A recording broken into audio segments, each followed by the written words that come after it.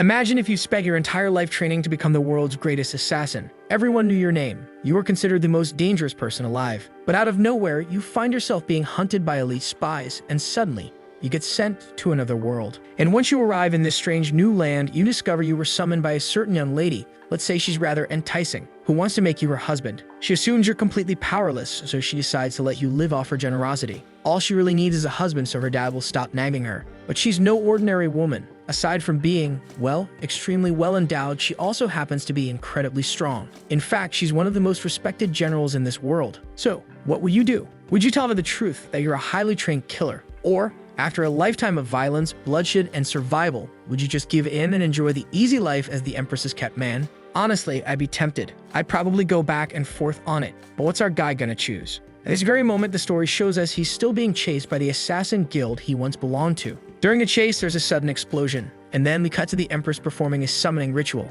She declares, "In the name of the spirit that dwells within me, I summon a servant from a different time and space." Suddenly, someone appears on her bed, head covered with a cloth. The figure removes the cover, looking around and wondering, where are the people chasing me? He glances around confused, trying to make sense of the situation. But we already know who this troublemaker is. It could only be our protagonist, Xiao Tian, and the Empress who summoned him. That's Zi Ruyan. She leans on her hand, clearly disappointed, seeing that the man she called forth looks like just some regular guy. Meanwhile, our shameless boy is already blushing, thinking, gorgeous. That angelic face, that flawless skin. She's like a wild, untamable ocean, a force of nature with an unbeatable spirit. Can't really blame him on that one. Then the Empress sighs and mutters, "You know what? This actually works out. You've saved me a lot of trouble." Xiao Tian, still lost, asks, "Who are you? Where are we?" She spreads her arms and replies, "I am the Empress of the Great Yang Dynasty, and from now on, you're the Prince of the Realm and my husband." Our boy just stands there, completely bewildered, looking like he got hit in the head. She clears her throat and continues, "Yep, you heard right. Some of my advisors were begging me to marry. I didn't want to be pressured by that annoying minister, so I summoned you for political cover." Our guy's eyes start to sparkle. He's practically glowing. He asks, "So you're saying, I don't have to do anything here? Just be your husband?" She shrugs, "Pretty much." And of course, the shameless rascal flops back onto the bed and invites the Empress to join him for a little quality time. But she shuts that down real quick. She explains that unfortunately, she won't be fulfilling any wifely duties, but she promises he'll never need to worry about food, clothes, or money for the rest of his life. She'll even find a way to remove the slave ring that got embedded in him during the summoning. Then she tells him to meet her in the Imperial Hall and leaves the room. Xiao Tian just sits there, stunned by her commanding presence. He looks down at the ring and thinks, this is the contract ring she mentioned. As long as I'm under its effect, I can't do anything to hurt her. That's when the long-awaited system finally appears and asks, "Would you like to activate the most powerful supreme system? Yes or no?" Our guy goes, "Wait a second. I traveled to another world, and I'm being offered an overpowered system on top of that?" Of course he says no. Yeah, I really thought he'd say yes too, but hey, our boy knows what he's doing. Then he starts talking. "I was adopted as an orphan when I was a kid. I had to kill and train nonstop just to survive. Because of the assassin guild I worked for, I didn't even have a say in who I took out. Wanting to be the strongest? I already walked that path. I'm done. What I want now is right here. Is there anything better than being a pampered prince with zero responsibilities?" He sits down satisfied. But then the system goes, "Because you declined, we'll now erase your memory and move on to another candidate." Xiao Tian just stares it down, and then the system starts glitching. System failure. Attempting to disconnect. System failure. Trying to forcibly bond with user.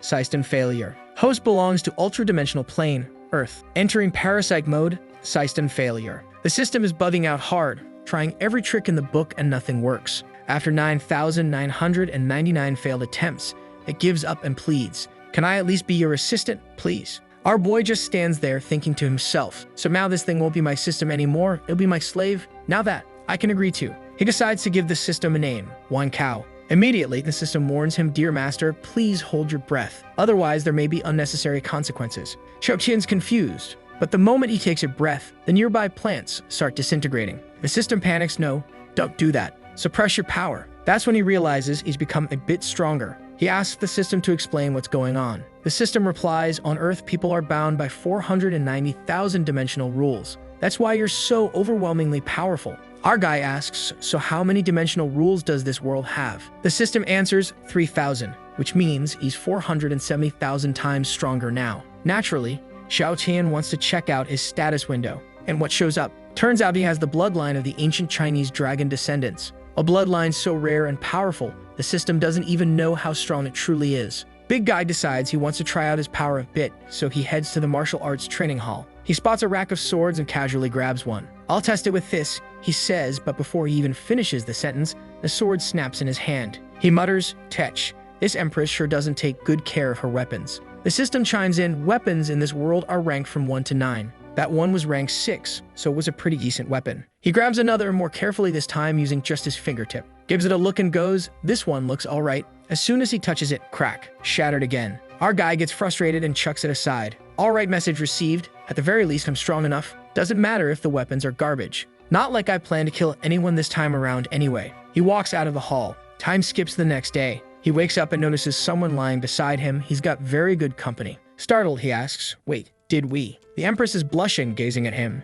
Still half asleep, he cups her cheek and mumbles, "Did we actually do that?" She ignores the question completely and asks if he slept well. He replies, "I slept great, but am I in the wrong room or something?" She explains she had to stay the night so people wouldn't get suspicious. A married couple sleeping in separate rooms on their wedding night, people would talk. She gets up, elegant as ever, and says, "I'll send someone to assist you if you need anything." Then she turns around, radiant as always, and softly apologizes. "I'm sorry for summoning you here for my own benefit." Our boy is grinning from ear to ear, thinking, this woman is incredible. Not only is she majestic, but she takes care of me too. Easy life. Here I come. Night falls. We cut to the Empress asking, is the situation in the north really that bad? Her friend, a former general, answers, unfortunately, yes. The barbarians are already starting to invade, and based on our intel, the sacred barbarian will be there too. The Empress slams shut her little notebook and says, "Then I'll go take it back myself. I'll deal with that old bastard once and for all." She turns to the general and says, "In 3 days you're coming north with me." The ex-general doesn't even hesitate. She lights up.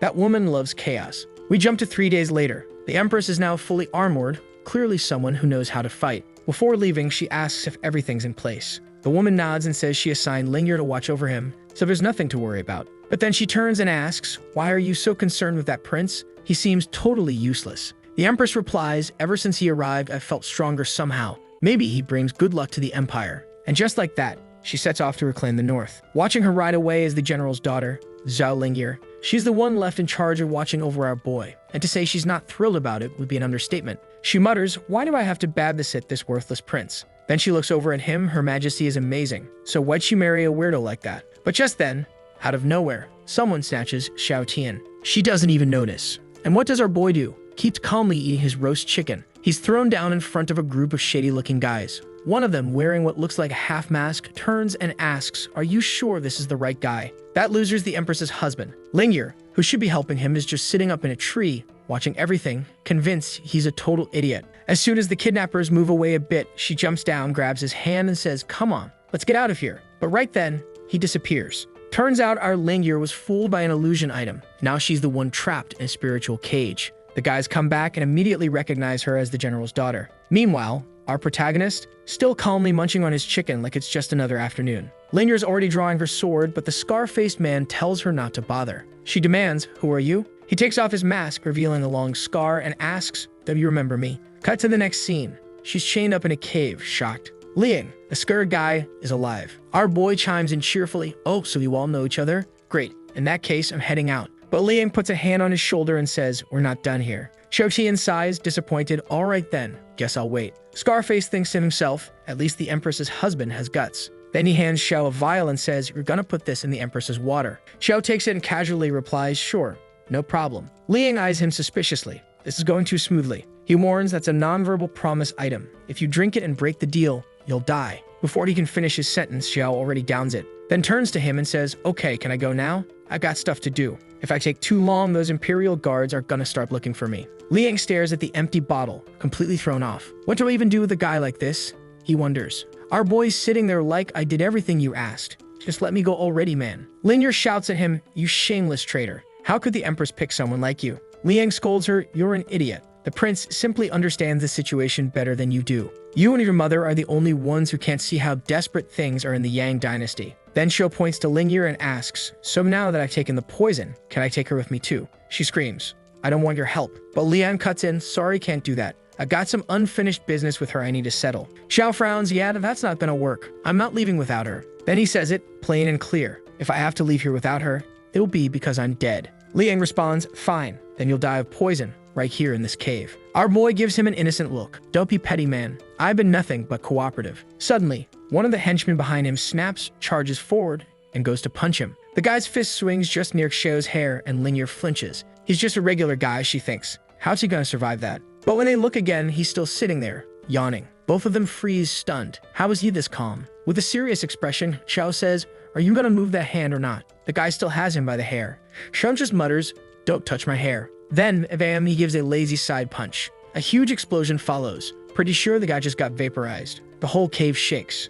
Our boy tilts his head, wondering why did that happen. Then throws another punch, and another. By now he's blown up 3 guys already. The masked guy falls to the floor. Xiao approaches and the guy starts begging for his life, but it's too late. With just one stare, Xiao makes him disintegrate. He literally killed the guy by looking at him. Then he turns to Lingyer. She's trembling. "Prince, please let me live. I didn't know you were like this." Xiao just grabs the chains in his hand. Snap, she's free. She's completely stunned. How the hell did he break sacred chain formations like they were twigs? He looks at her and says, "Silly girl, why'd you think I'd hurt you? Just sit here and don't move. I'm gonna go clean up the evidence." And then he Hulk jumps into the sky. Far off in the distance, 2 mountains rise. Lingyer, smiling and dazed, mutters, "What the hell? Am I seeing things? Is that a mountain hopping around? Wait, why is a mountain heading this way?" And there he is, our Chad hero, carrying a whole mountain. He drops it behind her with a boom. Xiao walks up all carefree and says, "There, no more evidence." Lingyer just stands there, absolutely dumbfounded. "So that's how you cover up a crime, huh?" Our boy's already walking off and says, "Hey little girl, when they ask, just say you were the one who saved me, alright?" She blinks, totally confused. "Wait, what? What do you mean?" With a straight face, he looks at her and says, "Didn't your mom ever tell you to listen to what adults say?" She's still in shock but nods. "Got it. I won't tell anyone." Proud as ever, he smirks and says, "That's right. Good girl. Now let's go." He picks her up by the arm and glances to the side. Her friend is nearby, searching around. One of the guards spots them and says, "Prince, General Zhao, what are you 2 doing here?" Our guy's just yawning. Lingyer jumps in quickly. "I already took care of the thief. Nothing to worry about."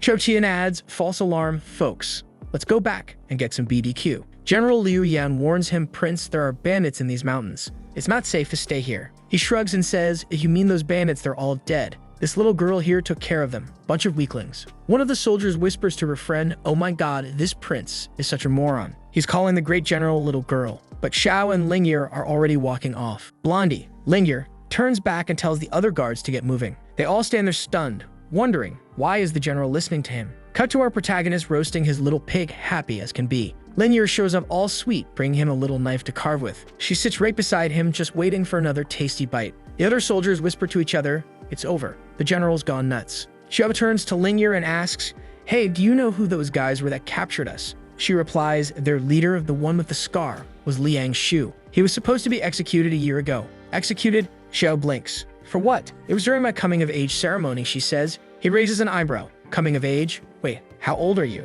She blushes a little. 16. Xiao stares in disbelief. 16. Talking about murder and decapitations like it's nothing. Your mom must be out of her mind. She gives a nervous laugh and nods. Then she warns him, "Now that you're with the Empress, you're going to be hunted too." One of the mounted guards says, "Prince, it'd be safer if you stayed in the palace. You'll be more protected there." He agrees immediately. "You're right. I'll just chill in the palace, eating and drinking in peace." The guards quietly wonder, is he seriously that scared of dying? Xiao's already running ahead, yelling, "Let's check out the palace." The gossip starts right behind him, some of the girls whispering that Linger's way too clingy with the prince. Is she into him or something? As they walk along the mountain path, Xiao turns to her and says, "Hey, I overheard the other girls talking about something called a blood cloud. What's that supposed to be?" Linger snaps, clearly annoyed. "Ah, those damn guards can't keep their mouths shut." She explains the blood cloud is a force that keeps attacking our empire. That's why everyone's forced to pay protection taxes. Xiao frowns. "Protection taxes? What do you mean?" She goes on to explain the shady deal. Corrupt politicians have been charging people for protection from the Blood Cloud tribe,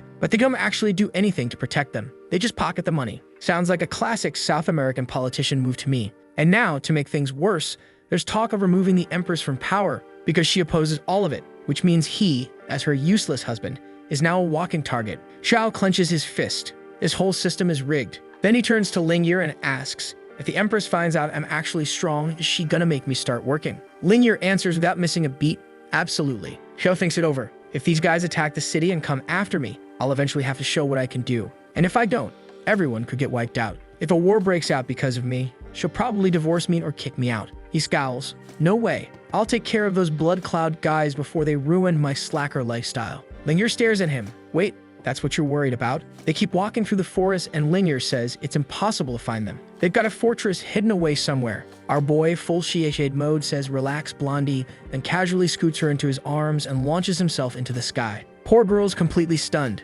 Wait, he didn't use any spiritual energy for that. Meanwhile, he's flying at insane speed with her in his arms. She's screaming, totally panicked, slow down. The system chimes in, Master, you need to reduce speed immediately, or she's going to die. A bit later, he finally lands in the middle of nowhere and calmly says, we're here. Linear, hair all messed up and dizzy, croaks, here. Where's here? Our prince winds up his arm and punches straight into an invisible wall. Boom, shatters everything and tada. A hidden floating base appears right in front of them. Linear gasps, so that's why no one could ever find it. It's a cloaked floating fortress. Our lovely protagonist marches right in and tells Linear to follow him. She nods and asks, so what's the plan for this secret infiltration? He shrugs, there is no secret infiltration. Next thing you know, he jumps straight to the front doors of the main hall with her. You're insane, she mutters. Inside, a tall, imposing woman notices them. A face I don't recognize, she says. Shrimp doesn't wait. An explosion goes off as he starts slicing through people left and right. Suddenly, more enemies appear behind him. And among them, Walmart Goku has entered the chat.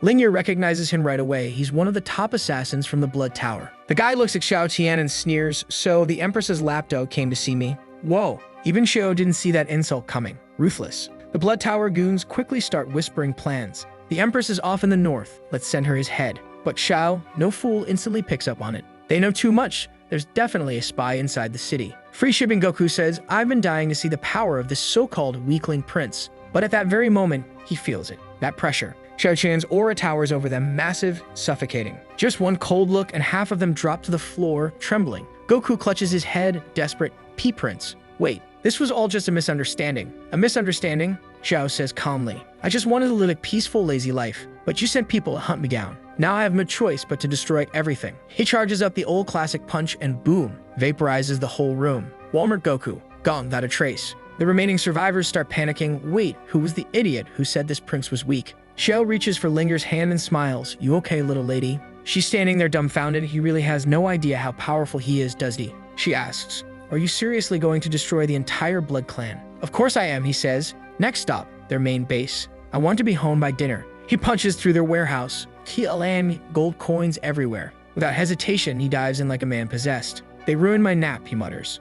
This is compensation. Lingier watches, and while she gets it, she still asks, isn't this a bit much? That money's dirty. He responds, it's the price they pay for trying to corrupt our city. You don't have a problem with that, right? She laughs nervously, and no, not at all. Then he grabs a powerful talisman from the rubble and tosses it to her. She flinches. Wait, why are you using such a high-level talisman on me? He replies, their base is super far from here. I need to go full speed, so you'll need that to survive the trip. What do you mean survive the trip? Before she can finish, he picks her up again and and they're off. Even with the talisman, she's suffering hard. It's way too fast. Seconds later, they crash land at the enemy base. Lingier is completely wrecked. Cho sniffs the air and immediately senses blood. 10 men surround them in an instant. A couple steps forward. Who dares set foot in our sacred base? They sneer. Lingier freezes. Their auras are terrifying. Then an old man appears. That's him, the Lord of the Blood Tribe. Lingier whispers, that's the one behind everything. Xiao raises an eyebrow and asks, you got beef with the Yang dynasty or something? The man scoffs, I do. But you're just the useless prince. Doesn't matter to me. Though I'll admit, breaking through our defense array means you've got something powerful, probably some rare artifact. Then, without missing a beat, he shouts, kill him. Just then, the guide was apparently someone else's husband raises his hand and says, I'll take care of him myself. Lingier turns to our protagonist, worried. Be careful. That's Skull Splitter Huan Gang. Xiao Tian squints. That name sounds like a bluff. He's already thinking. He's got to wipe everyone out. If anyone escapes, word's gonna get out that he's the real deal. Huan steps up face to face with our boy. I didn't expect the prince to have any strength, he says, but doesn't matter. Then he turns to the Blood Tribe leader. If I go all out, will you call a healer afterward? The old man replies, don't worry about holding back, just don't kill him. Huan stares Xiao down. Small, pretty face, skinny frame, long legs. So this is the kind of guy the Empress likes. Ope Huan, you're observant, but you're giving off real specific vibes here. One of his goons warns, careful man, don't kill him in one punch. Another laughs, he's probably already peeing himself from fear. Xiao Tian calmly points at his own forehead. Hit me right here. Everyone freezes. What? RGIJCHND adds, what, you scared? That sets Huan off. He throws a punch straight at Xiao's face. Everyone's eyes go wide. But of course our boy doesn't disappoint. He stops the punch with one finger. Xiao smirks. What's wrong, bro? You didn't eat today. Come on, put some strength into it. Hoon throws another punch. Again, stopped with a single finger. Xiao just wags his finger at him. Nope, still not enough. Hoon keeps swinging, fists flying, hands starting to bleed. Then Xiao lets out a flicker of aura. Wham! Hoon's body slams into the wall, hand totally mangled. Xiao comments, "Gotta say, I admire your technique. You nearly killed yourself throwing punches." In the background, someone's whining, "Damn it, Intelligence Division again. Who said this guy was weak? Our prince even feels sorry for him. Poor dude's literally crying from how badly he got beaten." But Xiao suddenly notices guys from the other towers are here too, and he's not letting anyone escape. Time to open the floodgates. Punches. 4. Everybody. The room explodes into chaos. People scream in disbelief. Is he even human? Everyone tries to flee. Some start vanishing. On the floor, a blood tower guy's muttering prayers. "Please, let just one of us escape. The world needs to know about this monster." But no chance. Xiao appears right in front of someone, gives a few slaps, and bodies start evaporating. No survivors. Then, she appears. The ultimate threat to any man. She's a total bombshell, and even she is stunned. "I've never seen anyone this unmatched in martial skill. If you spare me," she purrs, "I'll serve at your side for life." No one knows who she is, but they do know. She's the queen of seduction, and no man survives her. Cardio techniques. Except that, well, halfway through the aerobics, she eats people's hearts. So yeah, slightly dangerous. But the real issue, she's way too beautiful. Our prince might actually fall for her. But no, our boy unleashes a devastating aura and says, "You're a twisted woman with a filthy mind." She drops to her knees, sobbing, "What do you want me to do, my lord?" Xiao answers, "I don't mind you begging. But if the Empress finds out I was even near someone like you, she'll divorce me, and I'll lose my comfy lifestyle." And before she can say a word more, he punches her square in the chest. She only survives thanks to her, natural airbag system. Turning to Lingyur, he says proudly, "See, I'm a loyal man. If anyone asks, make sure to tell them. Oh, and mention I was very upset about this, alright?" Lingyur, totally unfazed, asks, "What are you even talking about?" He crosses his arms. "You're too young to get it. Just forget it." Lingyur starts admiring him again. He's so strong and mentally unshakable. Not even she could seduce him. Then Xiao says, "Only one left." Meanwhile, hiding somewhere, the Blood Tribe leader is curled up thinking, "Who said this guy was weak? This dude's not from a normal realm. I don't even know what level he's at." He assumes Xiao must have used some rare treasure to get into the fortress. It had to be something like that, not just raw power. The old man breathes a sigh of relief, thinking the monster had finally left. But guess who appears right behind him? Yup, our boy, face to face. The old man freezes. Xiao says, "You look like a kid hiding under the bed." The guy disappears in a flash. From behind, the tribe leader laughs. "He fell into my trap. This whole place is about to blow. He'll die for sure." But the prince already grabs the Blood Tribe leader by the neck and says, "Where were you going? We're not done yet. Let's go back." Back at the base, he shows the guy to Lingyur and goes, "Can you believe this guy was hiding under a bed?" Lingyur, totally confused, asks, "Wait, isn't he the leader of the assassins?" Barely able to speak, the man gasps, "I suppressed my spiritual energy, slowed my breathing, even controlled my heartbeat. How did you find me?" Xiao Tian shrugs. "Easy. I just listened to the blood flowing through your veins."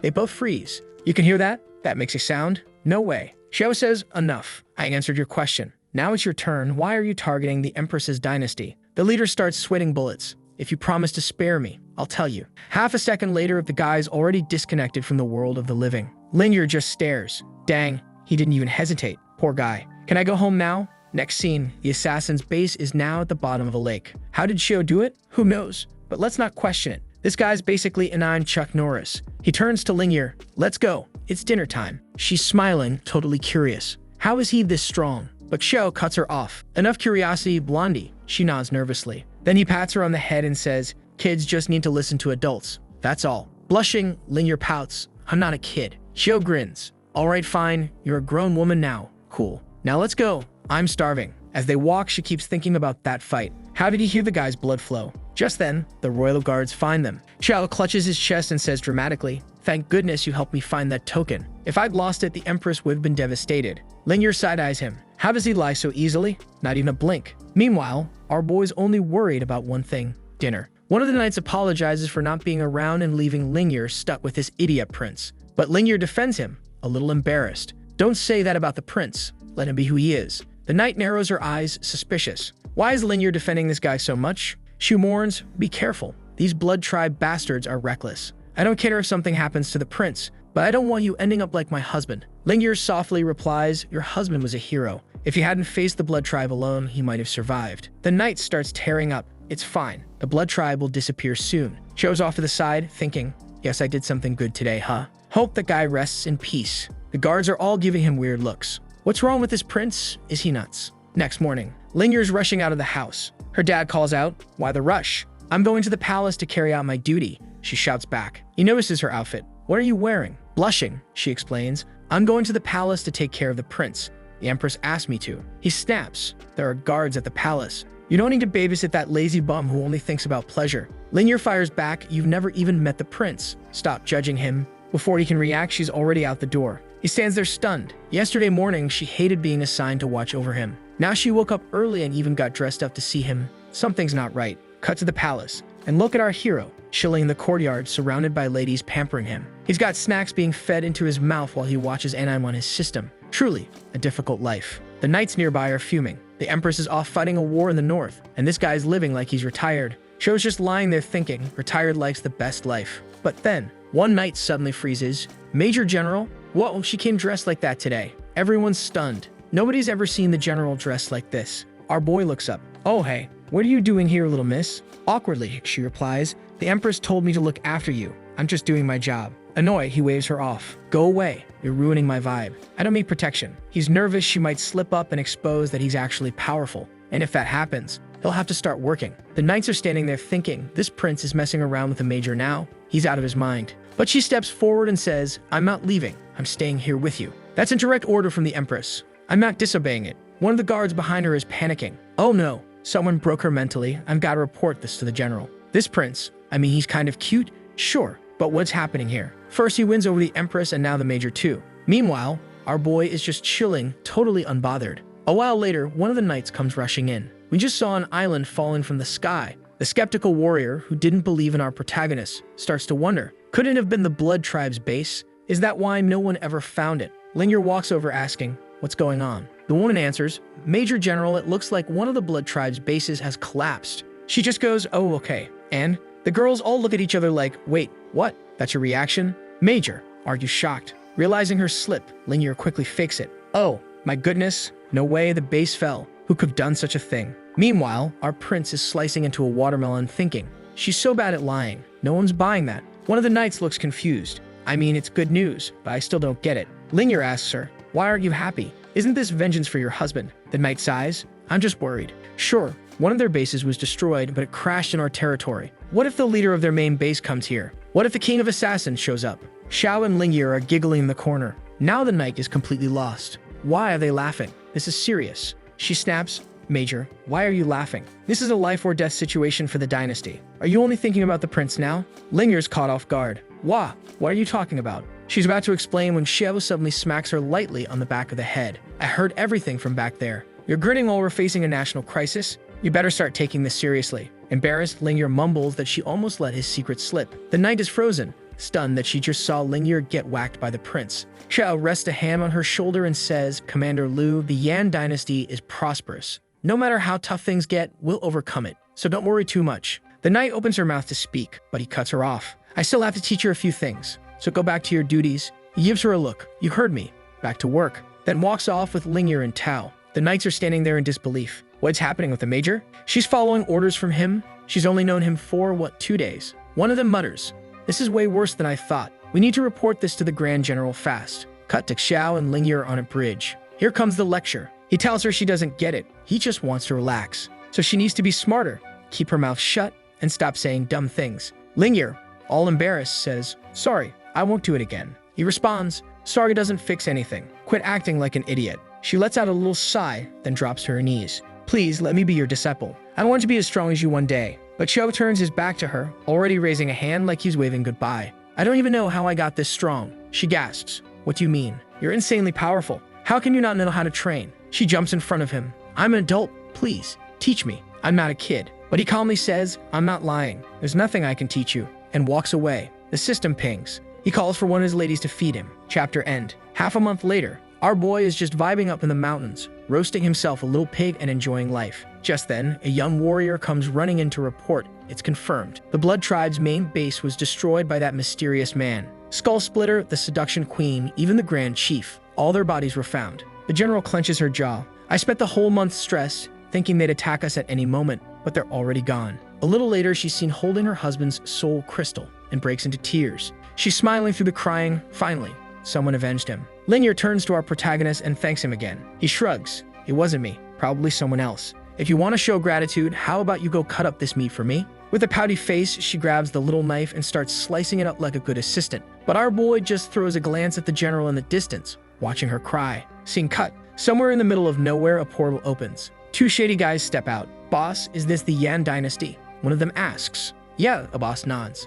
They say someone here destroyed the Blood Tribe's main base. We came to find out who. Far as we know, no one in this land should be that strong. So we're gonna do some digging. Scene shift. Northern border. The general and the empress are there standing tall. And let's just say, they're geared up for war. At that moment, a messenger arrives with a letter from the imperial city. Because it came by courier, the news is late. Only now are they learning that the Blood Tribe's first base fell. But the empress notices a side note in the letter. Apparently, Lingyer has been dressing extra carefully every day and refuses to leave Xiao Tian's side. The empress pauses. I didn't think he had that kind of charm. A tiny version of her pops up in her own head, thinking, well, he is kinda cute. No, doesn't matter how cute he is, he can't be doing that. Meanwhile, the Grand General is fuming. She's Lingyer's mother and says, I won't let this slide. My daughter is flirting with the Empress's prince. But right then, a bunch of barbarians appear on the horizon, led by some creepy old summoner. The general grits her teeth. I'll deal with them. Empress, you handle the old man. And the battle breaks out. Magic's flying, weapons clashing, chaos all around. The Empress leaps toward the summoner.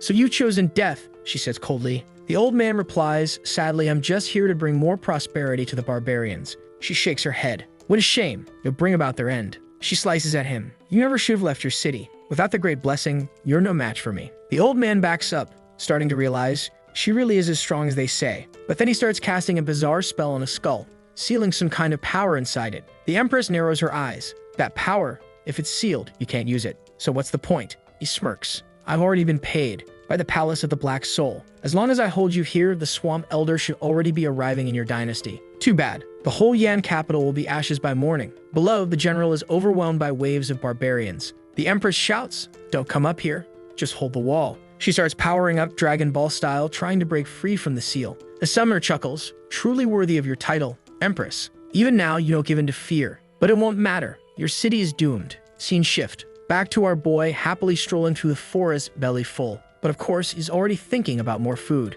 Simon, man, you're gonna turn into Majin Buu at this rate. The girls look at him puzzled. Didn't you just eat? I digest fast, he says, always ready for another meal. He glances toward the horizon, scanning for the next snack stop. Hey, gasps Lingyer, where's your general friend? The one who's always hanging around. She went to get some wine for you, your highness. He raises an eyebrow. She went to that city? The one her husband defended? Lingyer nods. She made the decision on her own. I hope you won't be mad. Xiao waves it off. I'm not that cruel. Then he adds, if the city's got good wine, they probably have good food too. Let's head there. But you girls stay behind, he says. If she comes back with the wine and finds no one here, she'll freak out. The knights immediately object. No way. Our mission is to protect you. The prince waves them off. No need. I've got this little girl here protecting me. He turns his back on everyone. Adios. Scene shift. In the city, a poor soul is getting beaten down. She's holding her ground against 200 attackers. They came to strike the Yan dynasty. She immediately understands. The Hall of the Black Soul is working with the barbarian kingdom to bring us down. The old man from the Black Soul Hall and his disciple just stand there watching. The elder ignores her and says to his disciple, finish this.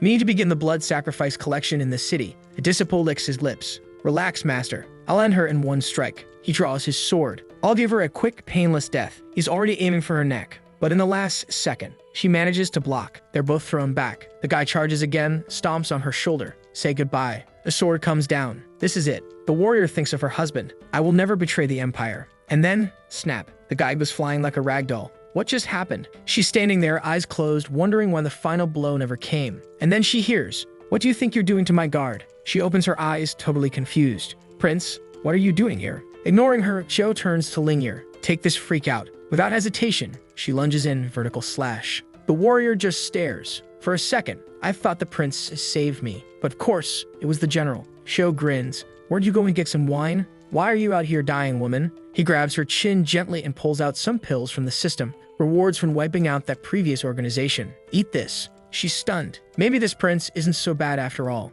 That's number 5, folks. One more heart fallen for our boy. She tells him, this guy's from the Dark Soul Hall. He's the Poison Elder. You need to get out of here. He'll kill you. Sho asks the system, is this guy strong? The system answers, extremely. He's mastered countless poisons. Sho frowns. But they all look the same strength to me. System replies, that's because to you, everyone is weak. There's no visible difference anymore. And now, System drops the real news. That guy's at the 8th level of awakening. Linger's only at level 3. That means she's going to lose. But right behind him, the general. If Xiao does anything serious now, she'll see how strong he really is. And that means she'll tell the Empress. And then he'll have to work. This poor lazy genius is doing mental gymnastics just to stay unemployed. The general steps forward. Prince, don't worry. I won't let you die. Xiao's in her thoughts. Poor thing. I'd love to smack him so hard he vanishes from this world. He says out loud, you just took the pill. You sure you want to die already? She glances down, her arms fully healed. All her wounds are gone. He gave me such expensive medicine.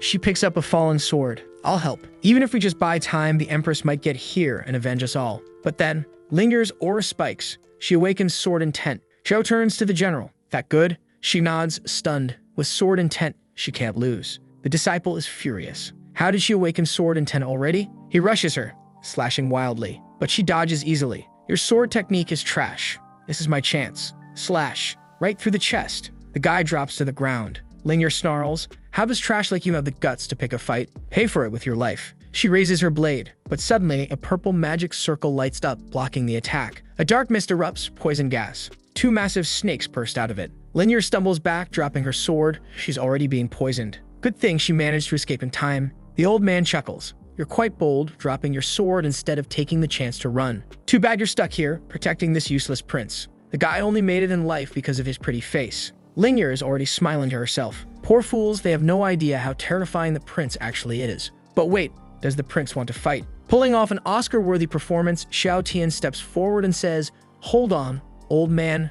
I know who you are and what you're capable of. I'm willing to tell you all the Empress's secrets. I just want to live. The general gasps, Your Highness, what are you doing? But Linger grabs her arm and whispers, don't worry. The prince knows exactly what he's doing. There are things I can't tell you yet. The guard is thinking, and it should become so irrational. The old man pauses. Secrets about the Empress, you say. If the secret's worth it, I'll let you live. Xiao nods. Fine, but let them go first. Even if I don't survive, at least 2 people will be safe. The general's taken aback. Wait, he's trying to protect us first? She steps up. Your Excellency, it's our duty to protect you. Tell me the secret. I'll stay and you leave. Xiao keeps acting. I'm afraid to die and that's why I'm snitching. You're not. You'll keep your mouth shut. In his head. Come on, woman, just follow the script and go already. But the old man refuses. The only way this works is if you tell me the secret right now. If I like it, everyone lives. Linear facepalms. The general's getting mad. Meanwhile, Xiao's smiling like a clown. Suddenly, he lets out a burst of aura. The old man's stunned. The ground cracks open. Mountains split in 2. The geezer falls flat on his back, terrified. Xiao shuts off the aura and walks up slowly. You're not getting it, are you? I don't want to show my power. Is that a problem? The old man just stares. Out of nowhere, Xiao slaps him across the face. Answer me. The elder starts trembling.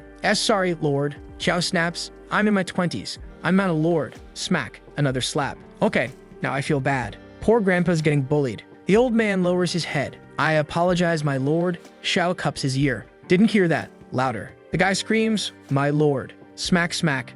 2 more slaps. Xiao. So now yelling is the same as speaking louder? Is that it? Honestly, at this point I think he just likes slapping this dude. The general is frozen, completely stunned. Why isn't the old man fighting back? Linger leans in and whispers, the prince really is strong, but the Empress can't find out, okay. The general immediately gets it. That explains everything. That's why she's acting so different now. Xiao Tian is powerful. The guard asks, so, the day at the Blood Tower. Linger nods. Exactly. That mysterious man who destroyed the Blood Tower, that was him. The general stares at Xiao in total disbelief. Then she notices something strange happening underneath the old man. She shouts, move, get away from there. But the old man smirks. Too late. A swamp of poison spreads under him. Goodbye, prince. This is my swamp. I spent years creating it. You'll burn here for eternity. This magic cost me 30 years of my life. But now, you'll die. First, your flesh will melt. Then your bones will crumble into ash. You'll suffer, slowly. The deeper you sink, the worse it gets. The old man's gone full Joker mode now. Even the strongest of the strong can't survive this. The guard panics. General, we have to save him. But Linger stops her. No, you don't get it. Stay out of his way. He's far stronger than you think. The guard is still unsure, until, boom. Xiao Tian casually walks out of the swamp totally fine. Woo, this is great, he says. You burned 30 years of your life just to give me a spa exfoliation. This was supposed to be corrosive. Come on. He glances over, sees the old man's disciple still there. The guy collapses in fear. Don't come near me. Xiao grabs him by the collar. I think you need some skincare too. The guy pulls a knife, goes to stab him in the face. The blade shatters. He stares, stunned. What? Why did it break? Xiao just shrugs. Yeet throws him into the swamp. The guy starts dissolving immediately. Xiao tilts his head. Huh, so it really was corrosive. Not bad. Still calm, he scoops some of the poison up and makes a face mask with it. The old man can only point at him, confused beyond reason. Xiao turns to Lingyer. Well, what do you think, little lady? Do I look a bit younger? She deadpans. Prince, why are you worried about your looks right now? He grins. Ah, girl, you don't understand anything. I have to look extra good to seduce the Empress. Smiling, he turns back to the old man. By the way, how many years of life do you have left? The elder blinks, confused. Yuko, what do you mean? Smiling from ear to ear, he says how much he enjoyed that exfoliant, then asks the old man how much more of it he can make. If I give you an item that extends your life, could you produce more of this stuff? The old man just keeps trembling, pointing at him while calling him a monster. Then he says, a scholar like me can be killed, but never dishonored. He slaps his own head and takes his own life. Our boy scratches his head, totally confused. Why did he kill himself? The girls are standing there in disbelief. The prince turns to them and says, I was being so honest with him. Was all that really necessary? They all have that classic blank face. No, it really wasn't. Lingyer says they better destroy the body, just to make sure no one finds out what happened. The other guard agrees, adding that they especially need to get rid of the poison swamp. Unfortunately, when the prince released his aura earlier, he split the mountains in half. So yeah, covering the tracks is going to be tricky. Xiao Tian asks, Lingyer, if we keep walking this way, we're headed toward the Great Yan Dynasty, right? She nods. Yes. Why, Your Highness? What do you want to do? I just want to destroy the corpses like you asked. Thude. He throws a punch. They close their eyes. Oh, then he just blows some air from his mouth. Boom. Tornado. Your Highness, they ask, was all that really necessary? Xiao shrugs. Well, now that everything's completely changed, I'm pretty sure no trace is left. He erased entire mountains, leveled the entire battlefield, left behind nothing but a flat plain. The general says, Prince, you can't just go changing the whole world. He replies, no one's going to miss those mountains anyway. At least the poison swamp's buried now. They're standing there, hands on their faces like, Prince, that's not how this works. Then suddenly he jumps a bit. He forgot. There's a city right next door. They're probably not gonna miss those mountains, right? The guard tells him it's fine. There's a protective barrier around the city. No one can really see what's going on outside. He sighs in relief. Good. For a second, I thought my lazy life was over. He waves goodbye to the guard. I'm heading back. Don't forget the wine, okay? She watches him go. This prince really is one of a kind. With that much power, all he cares about is keeping up the image of being useless. And she touches the shoulder of an illusion of her husband, who honestly looks quite a bit like Xiao Tian. Scene change inside the city. People are running around in a panic. The enemies from the Dark Soul Hall are coming.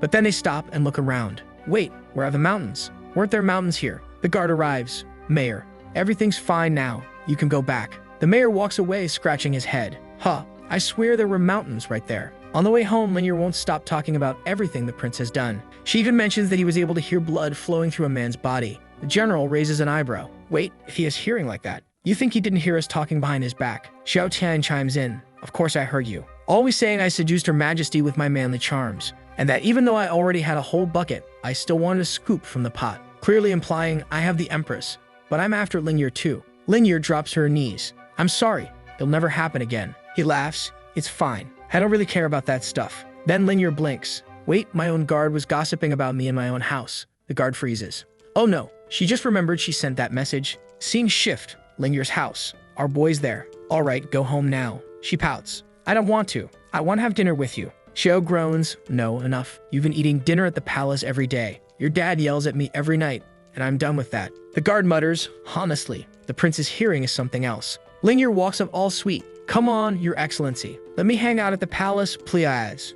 Don't be so boring. Xiao pulls his arm away. Stop following me. And you really need to learn to appreciate your father. I didn't have a mom or dad when I was your age. I was adopted. Had to learn to wield a weapon early on. He pats her gently on the back like she's a kid. You don't realize how blessed you are. Both of them are caught off guard. Then he turns around, raises a hand, and says, good night. The prince is off. Lingyer stands there awkwardly. All right, I'll go home then. But Xiao doubles back and gives her a little pat on the head. With a warm smile, he says, good girl, now go home. Just then, her father shows up. What are you doing? He asks. Prince, you're Her Majesty's husband. How can you be getting handsy with other women like this? The guard steps in right away. Sir John, the prince, and the general are completely innocent. How dare you throw around such filthy accusations? Feeling awkward, the man stammers.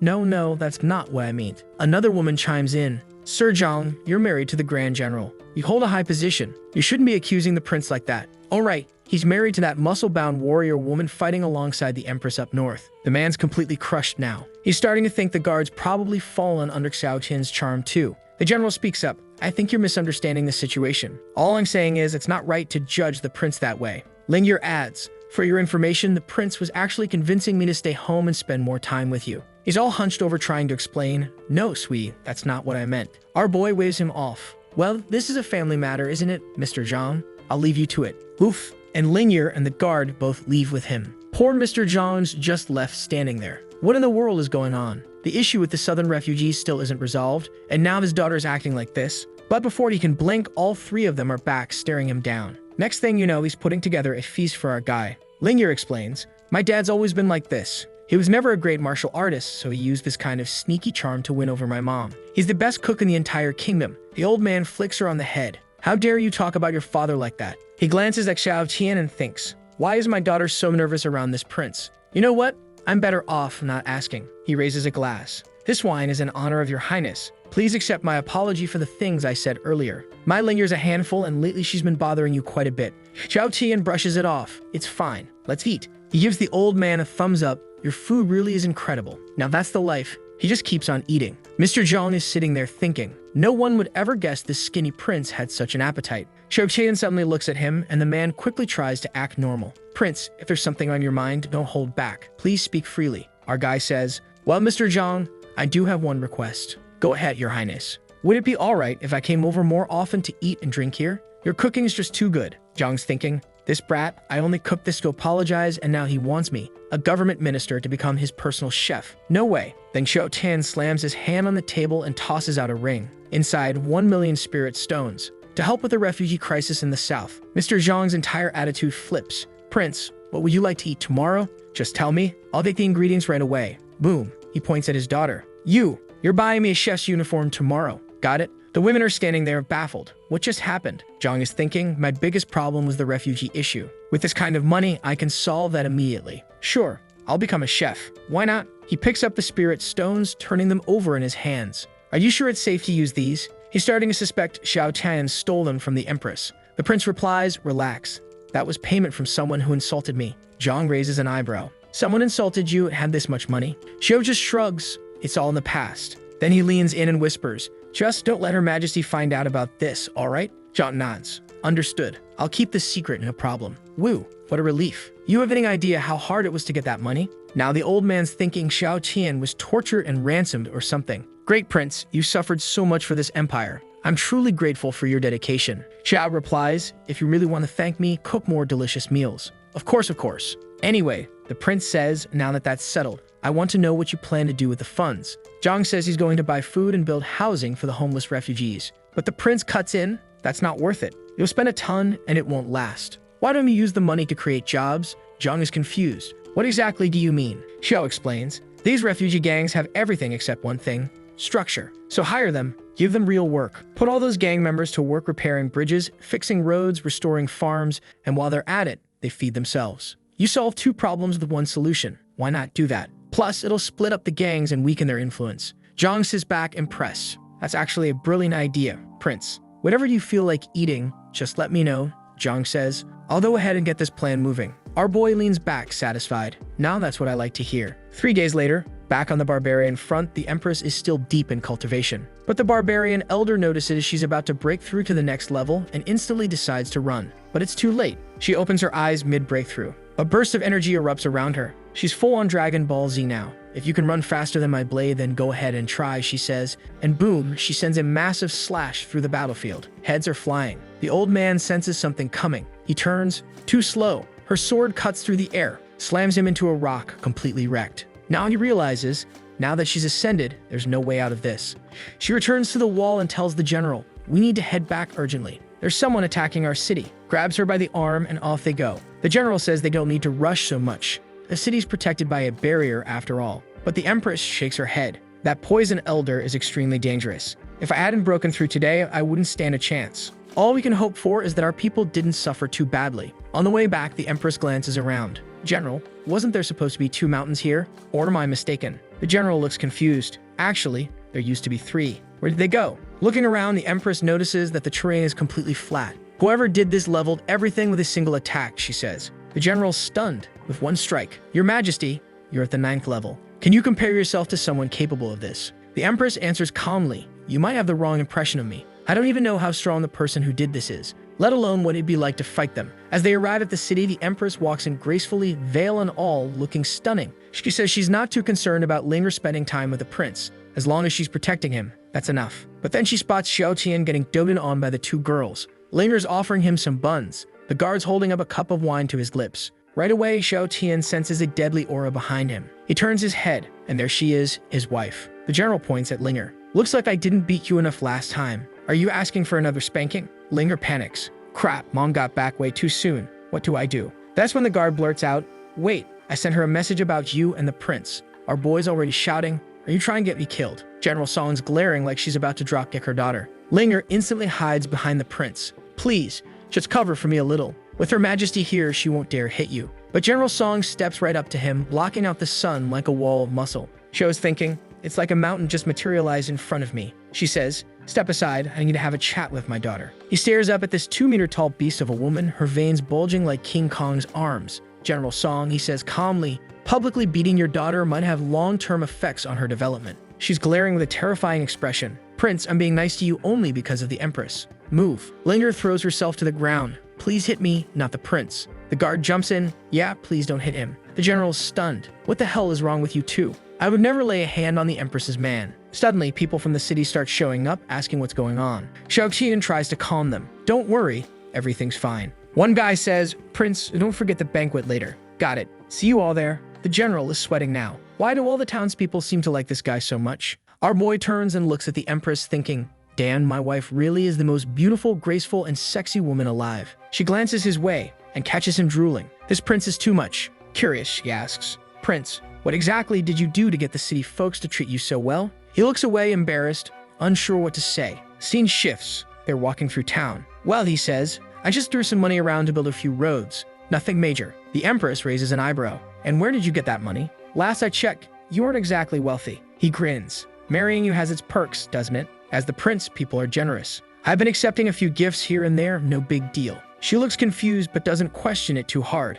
I guess there are a lot of rich people in my empire. Meanwhile, the general is thinking, this prince really is clueless. Why do people like him so much? And then Linger opens her mouth and ruins everything. It's because the prince actually made everyone's lives better day by day. The Empress and general glance at each other. What is she even saying? Linger goes on, like the wine we used to sell in town. It was awful. So they started importing wine from the southern city and gave it a new name, the Empress's Grand Reserve, with backing from Minister Zhang, you know, the food guy, and the prince's name stamped on the label.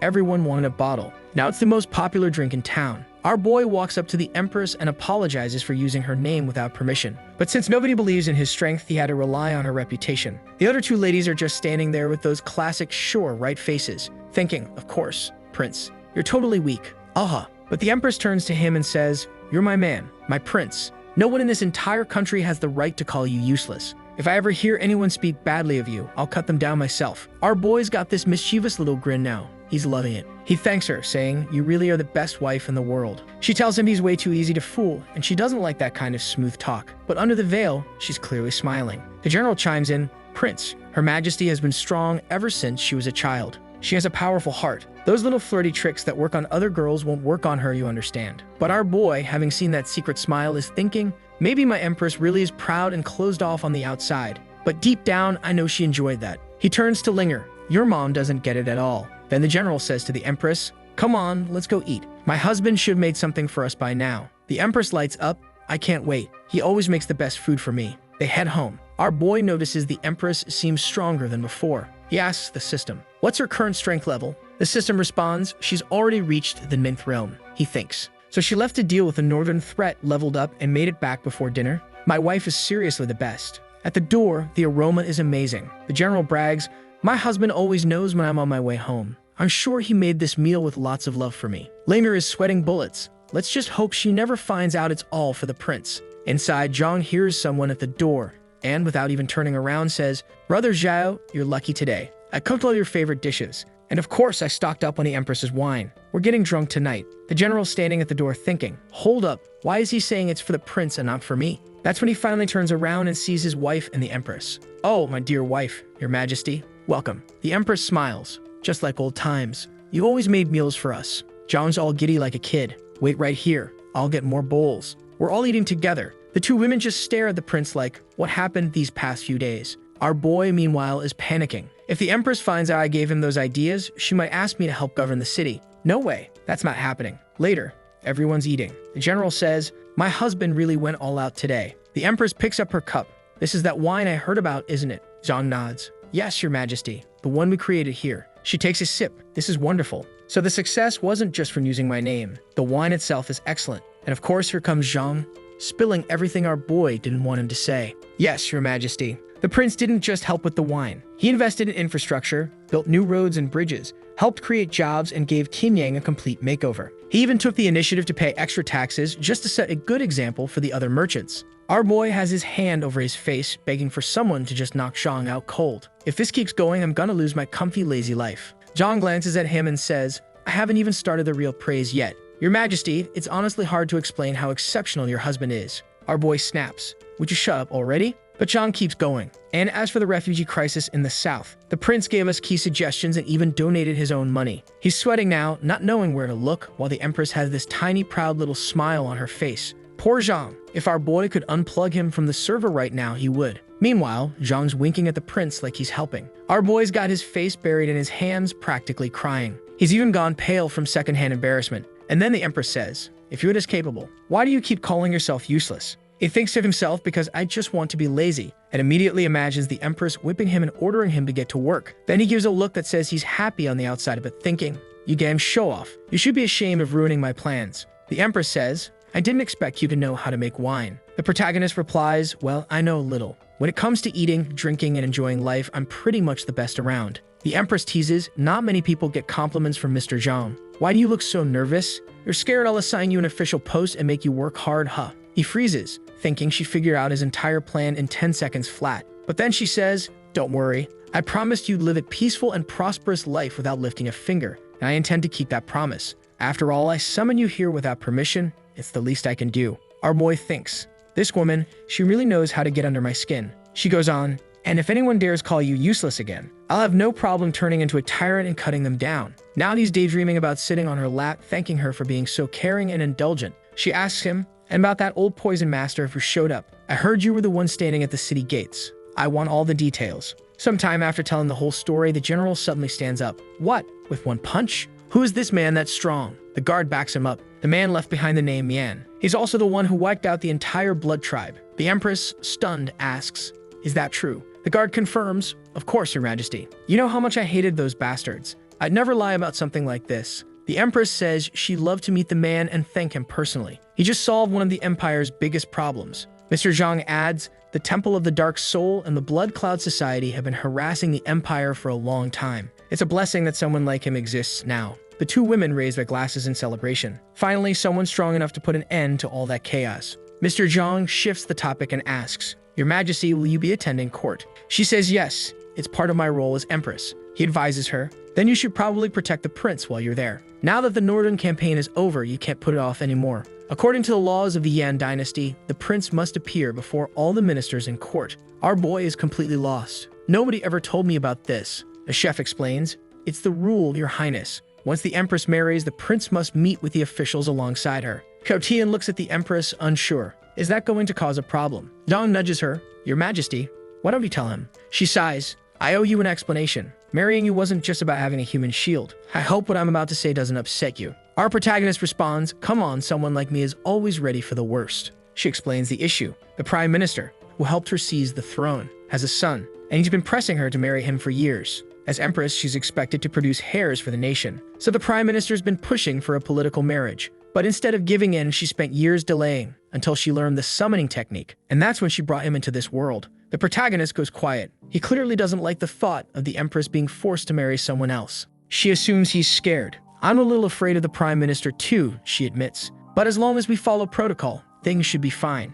And if not, I'll protect you. Or maybe we'll find some other way around it. He lifts his cup with a sly grin and says, well, I'll go. You're gonna protect me in court, right? That guy's not gonna kill me in there, is he? Linger and the guard are watching nervously, thinking, if the Prime Minister loses it and pushes the prince, what'll happen? The Empress frowns. You don't have to go. Maybe it really is too risky. I can't fully gauge his strength, and I don't want to face him unless I absolutely have to. Mr. Zhang says, Your Majesty, I believe in the prince, even if he comes off a little silly at times and seems mostly interested in pleasure. And yes, he's extremely lazy. That doesn't necessarily mean he'll struggle, right? She was standing there, unsure if that was meant to be a compliment or an insult. Honestly, even I'm not sure. The two women reassure the Empress to relax. They're confident the prince won't have any trouble. The Empress starts to notice just how much these two trust him. Linger adds, It's because of what my father said. The prince isn't someone you can deal with easily. The general agrees. Well, if everyone's on board, maybe it really is the right time to confront the Prime Minister. The Empress still looks a little uneasy, but our boy meets her gaze and says, I believe in you. She asks him softly, You're not afraid? Our guy, smooth as ever, replies, My wife is the most beautiful and intelligent woman in the entire dynasty, the most magnificent ruler in the world. What could I possibly be afraid of?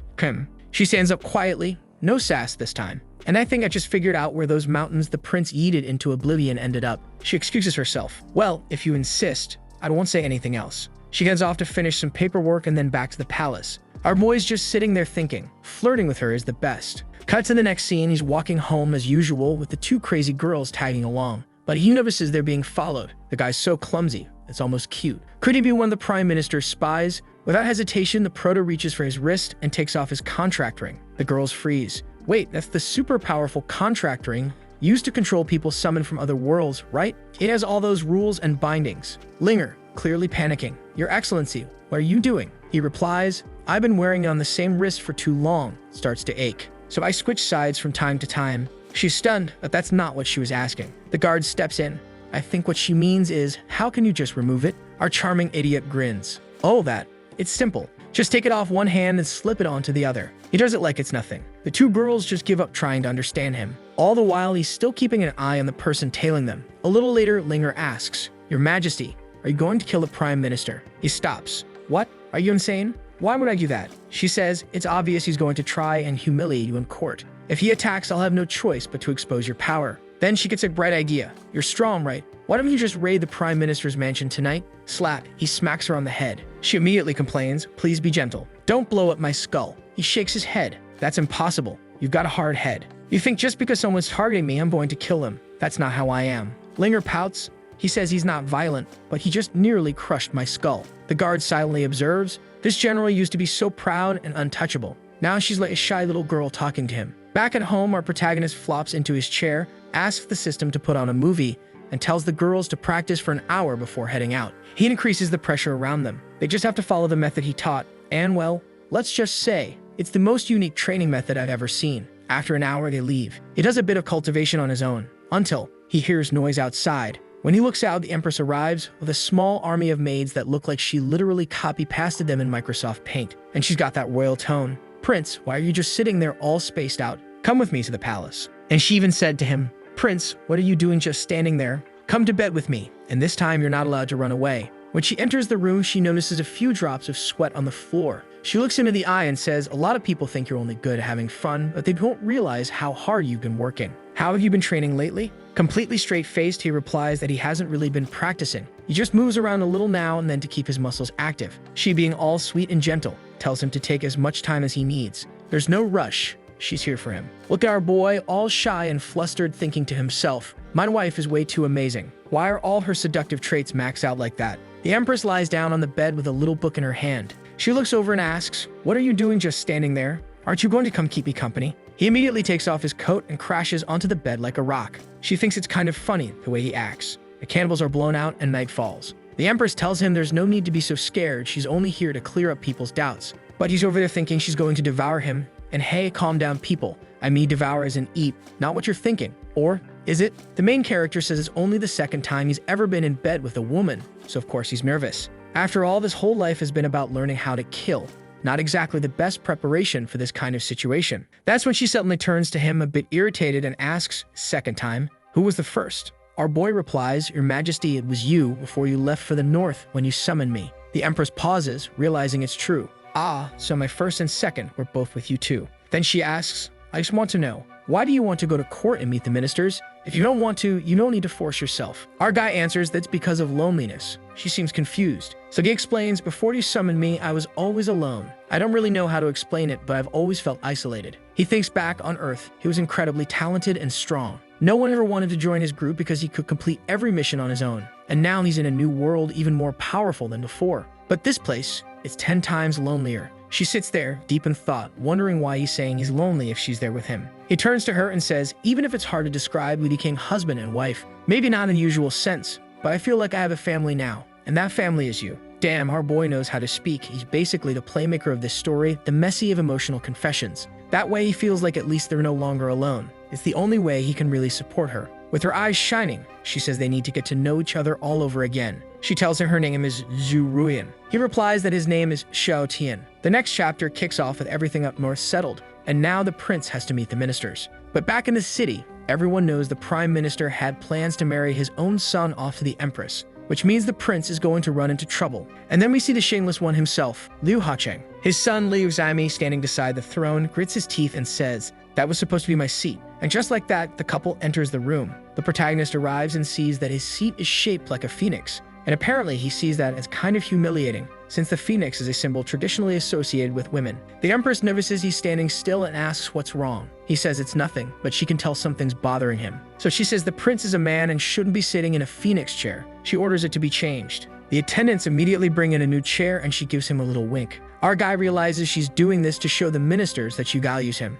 He sits down, relaxed, and confident, while the people in court are quietly embarrassed. This is the man everyone's been talking about. Someone steps forward and says if anyone has something to say, now's the time. Mr. Chang approaches and cuts right to the chase. Your Majesty, I have something to say. She asks what it is. They talk, but everyone already knows he's going to complain about the prince, and our main guy's already thinking ahead. He hadn't expected the prime minister to be this sharp. The man handled himself well with the empress. He was clever, strategic. Our boy says he's not afraid of ambitious people. He's afraid of those who are ambitious and capable. And he knows it won't be easy to strip this man of his power. That's when the prime minister speaks up. Your Majesty, this Prince Xiao Tian is not fit for the empire. He's confusing you and lowering the value of our kingdom. Please banish him from the empire and strip him of his title. Everyone in the room freezes, tension rising like a storm. Meanwhile, our boy's thinking. So this is how it begins. And honestly, he's kind of enjoying it. Linger finds the whole thing amusing. Look at everyone trying to provoke the prince with their little smiles. If only they knew. Sister Liu tells her to stay quiet.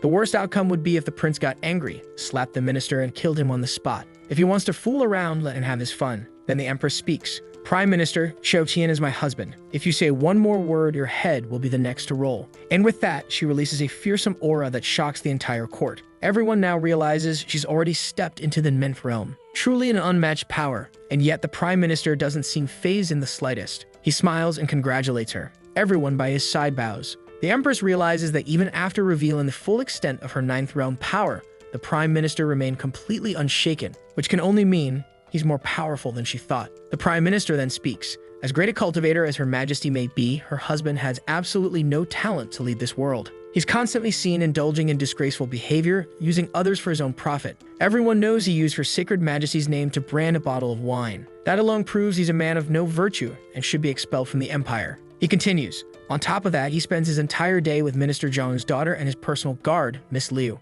Rumor even has it that he's forcing Minister Zhang to cook for him. It's clear he's corrupting the palace. If he isn't summoned to court and held accountable, he'll only show how much favoritism the Empress has toward him. And once again, he demands that the prince be executed. First it was exile, now he wants the boy's head. That's not happening. Petition to disconnect the Prime Minister from the server?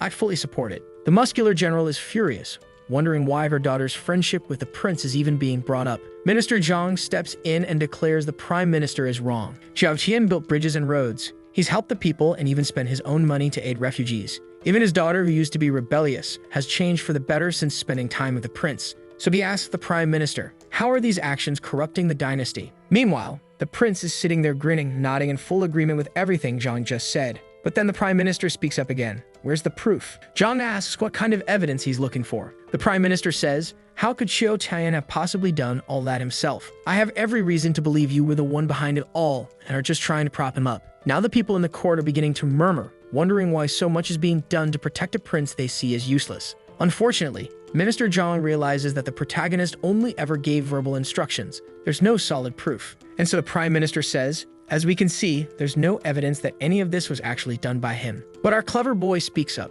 Then by that same logic, there's no evidence that I didn't do it either. The Prime Minister blinks and actually agrees. You have a point. Since I can't convince anyone with words alone, how about this? He pulls out a scroll. This is a legendary ancient book. Would the prince like to take a look? The Empress looks startled. She immediately questions the Prime Minister. What are you doing? Xiao Tian, on the other hand, is just wondering why he brought out a book and what the big deal is. Is this some kind of cursed book that kills people when they try to read it? Still, he shrugs and says, if you'll allow it, sure, I'll take a look. It's fine. The Empress jumps up. No, you can't read that. Our protagonist says that technically, he could try to read it. But then again, why should he do anything the Prime Minister wants? The Prime Minister claims, this is simply a minor test set by the Empire. If the prince can't pass it, then it only proves he's nothing but a facade. And you probably teamed up with Minister Zhang to deceive the Empress and the higher authorities. Such treachery would be a grave offense. Our guy claps and says, this bastard really knows how to twist words, I'll give him that. Minister Zhang warns that this book contains the inherited language of the dynasty,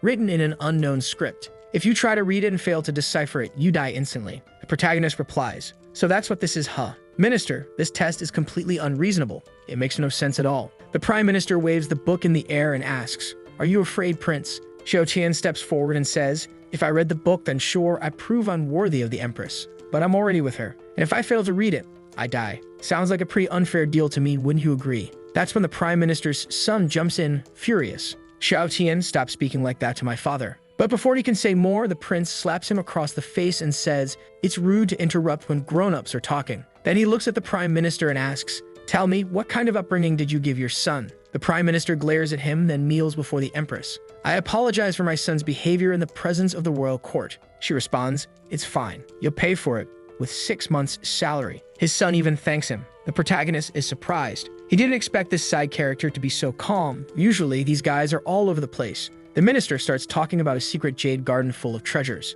Back when the Empress took the throne, she was too young to claim everything stored there. But now, if the prince manages to succeed, the minister promises to gift him 3 million spirit stones as a wedding present. Then he smirks and says, actually, make it 5 million. Take it or leave it. The prince replies, well, minister, if your appetite is that big, I won't be stingy either. Thinking to himself, whatever, he's going to die anyway. He hands over the book. The protagonist takes the book and says, first of all, minister, thank you for this wonderful wedding gift. The Empress is clearly worried and says, husband, don't do this. It's stupid. But he's already opened the book, read a few pages, and closed it. The queen is in shock. The Prime Minister scoffs, just like all the others. You couldn't handle it either. People in the court begin whispering. That book must be read completely once it's opened. Anyone who closes it before reaching the final page dies instantly. The protagonist turns and asks, wait, is that true? Everyone's now wondering, how is he still alive? He casually walks away saying, standing up for too long is tiring. I'll sit back down and read this slowly. He plops down in his seat and starts flipping through the pages.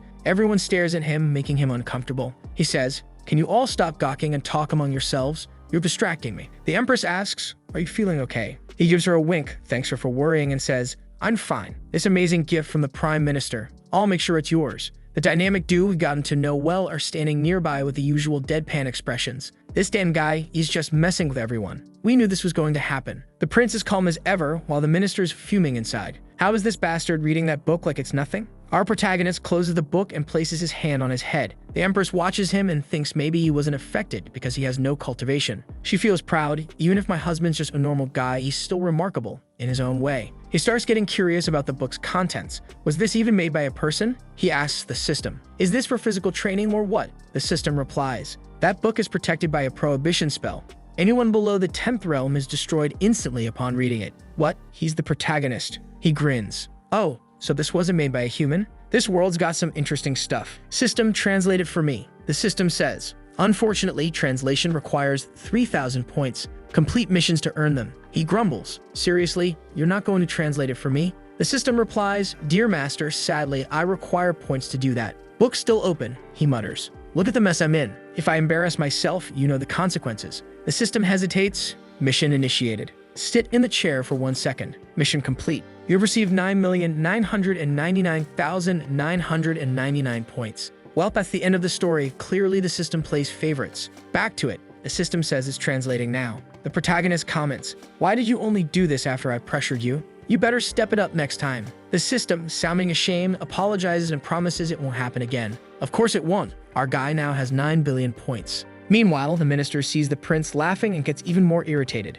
He asks, "Prince Xiao, did you really understand what's written in that book? And don't even think about pretending it's fake." The protagonist stands up. "I wouldn't waste my time pulling a stunt like that. I'm just waiting for the system to finish the translation." Suddenly, the book in his hand begins to glow. Everyone gasps. It's the book's inheritance. Even the Empress is shocked. She exclaims, "The ancient book that's killed over 10 people has now revealed its inheritance to the prince? Surely that's enough for you, minister." But the minister protests, "I didn't see the prince actually absorb the inheritance. Maybe he just triggered a mechanism that made it react." The book floats into the air and releases a flurry of glowing characters that shoot straight into the prince's mind. After transferring everything, the book drops to the ground. The protagonist turns and asks, "Well, Prime Minister, what now? Going to pull another trick? Better not come up with any lame excuses." The minister lowers his head. "I apologize. I didn't realize the prince was a genius." Xiaotian responds, "No problem. Now just send over the 6 million spirit stones." He snatches the contract or paper out of the minister's hand. "Much appreciated, Prime Minister Liu."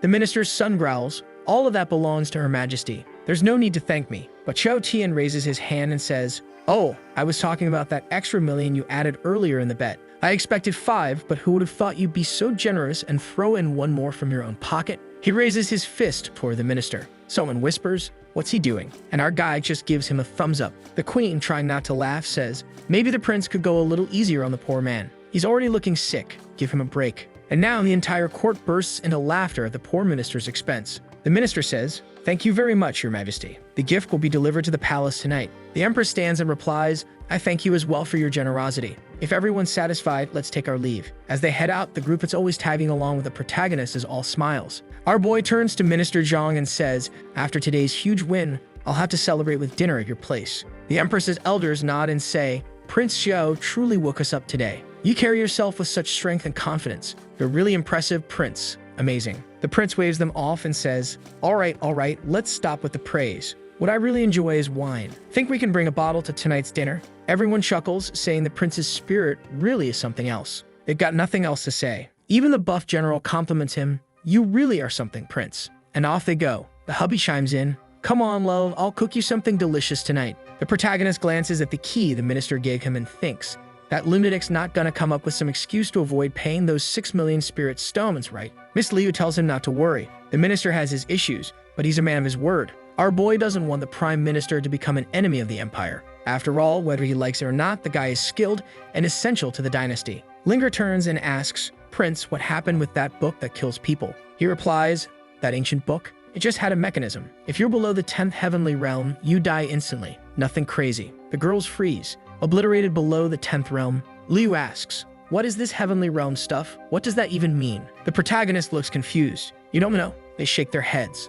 "All we know is the human race and the monster race. We've never even heard of an ancient god race." Then Linger asks, "Prince, why were you flipping through the book like that? Did that help you absorb its knowledge?" He answers, "No, it didn't help. How can you be so dumb? How would opening and closing a book help transfer a legacy?" Still not getting it, she asks, "Then why were you doing that, Prince?" He goes, "Every time the book tried to kill me, it gave my body a little massage. I thought it felt kinda nice." They panic. "Prince, that book is meant to kill someone at the 10th realm. Stop using it for massages." The next chapter opens at the prime minister's estate, where his idiot son says, "Father, that's Xiaotian. He's a total disgrace. Why don't we just find someone and get rid of him?" His father replies, "This matter is closed. We're not going to ruin a major occasion just because of some powerless fool. And frankly, I'm very disappointed in you today." The son starts to talk back, but immediately gets a lecture. "One day you'll have to take your place in this empire. And how do you expect to do that acting like a brat in front of everyone?" The son lowers his head. "Sorry, father." The minister looks out the window and says,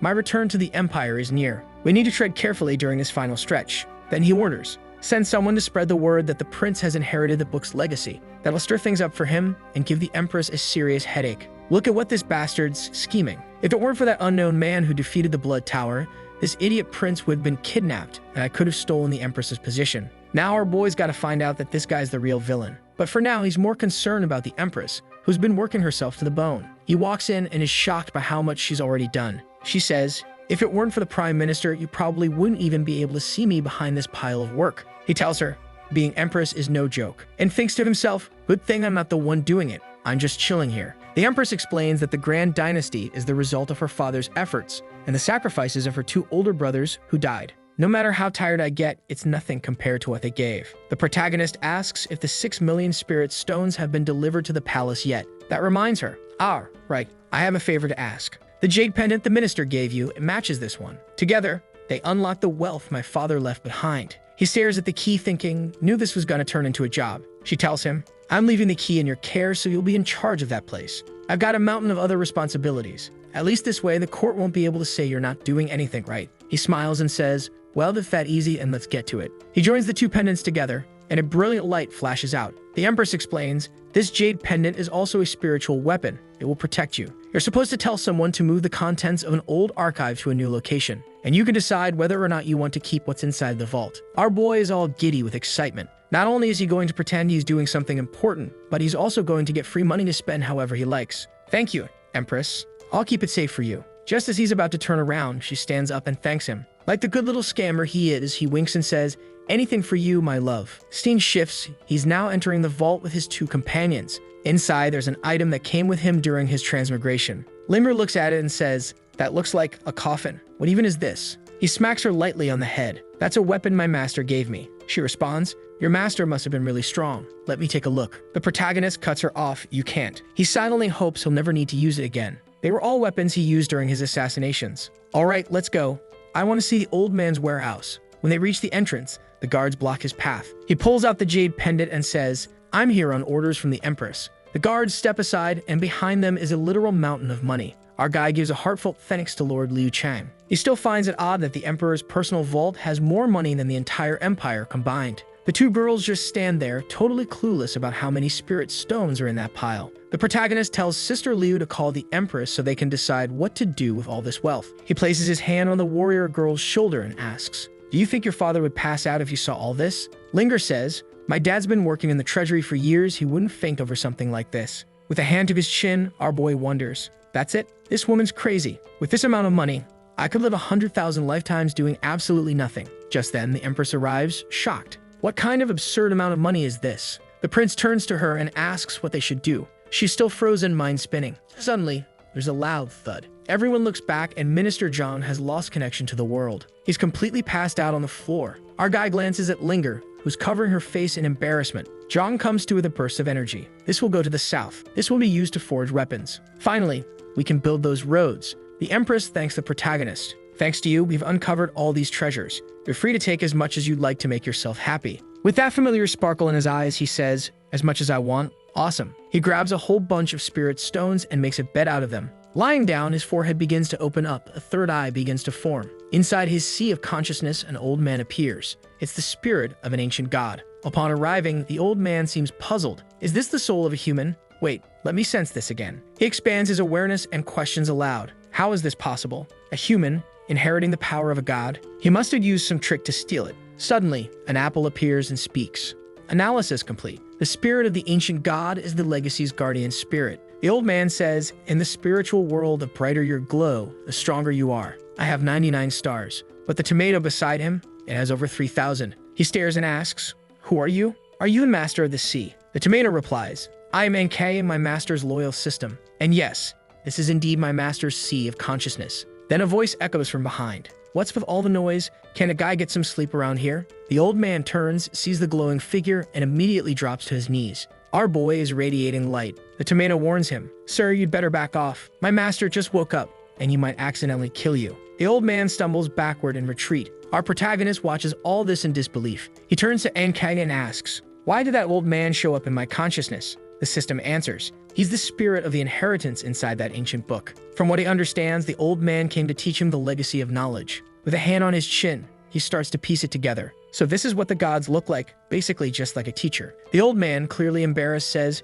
yes, I'm the incarnation of the ancient gods. But in truth, the elder already had a plan forming. I need this guy's help. I'll pretend I'm passing on knowledge to him. And in the process, I'll revive the ancient gods. Our boy, suspicious as ever, asks what he's thinking. Trying to play it cool, the old man puts on an innocent face. Pardon, my lord, I'm not thinking anything at all. Pointing a finger right at him, our boy says, I can feel the dark intent on you. You better spill your plan now, or this won't end well. System, eat him. The system gives a silent nod. The old man's in shock. You wretch sprat. Where's your respect for a grand elder? Xiaotian says, I saw the resentment in your eyes, and I refuse to believe the mind of a so-called great elder is that small. By now, the old guy's halfway down the tomato's throat. The system receives an upgrade. Night falls. A thief perches on the roof, watching our boy sleep, as expected from the Empress's favorite, sleeping on an extravagant bed of spirit stones. But unfortunately for him, those comfy days are about to end. He leaps down and goes straight for the protagonist's throat, only for his little sword to shatter instantly. The guy just stares, baffled. Meanwhile, our boy slowly opens his eyes and thinks,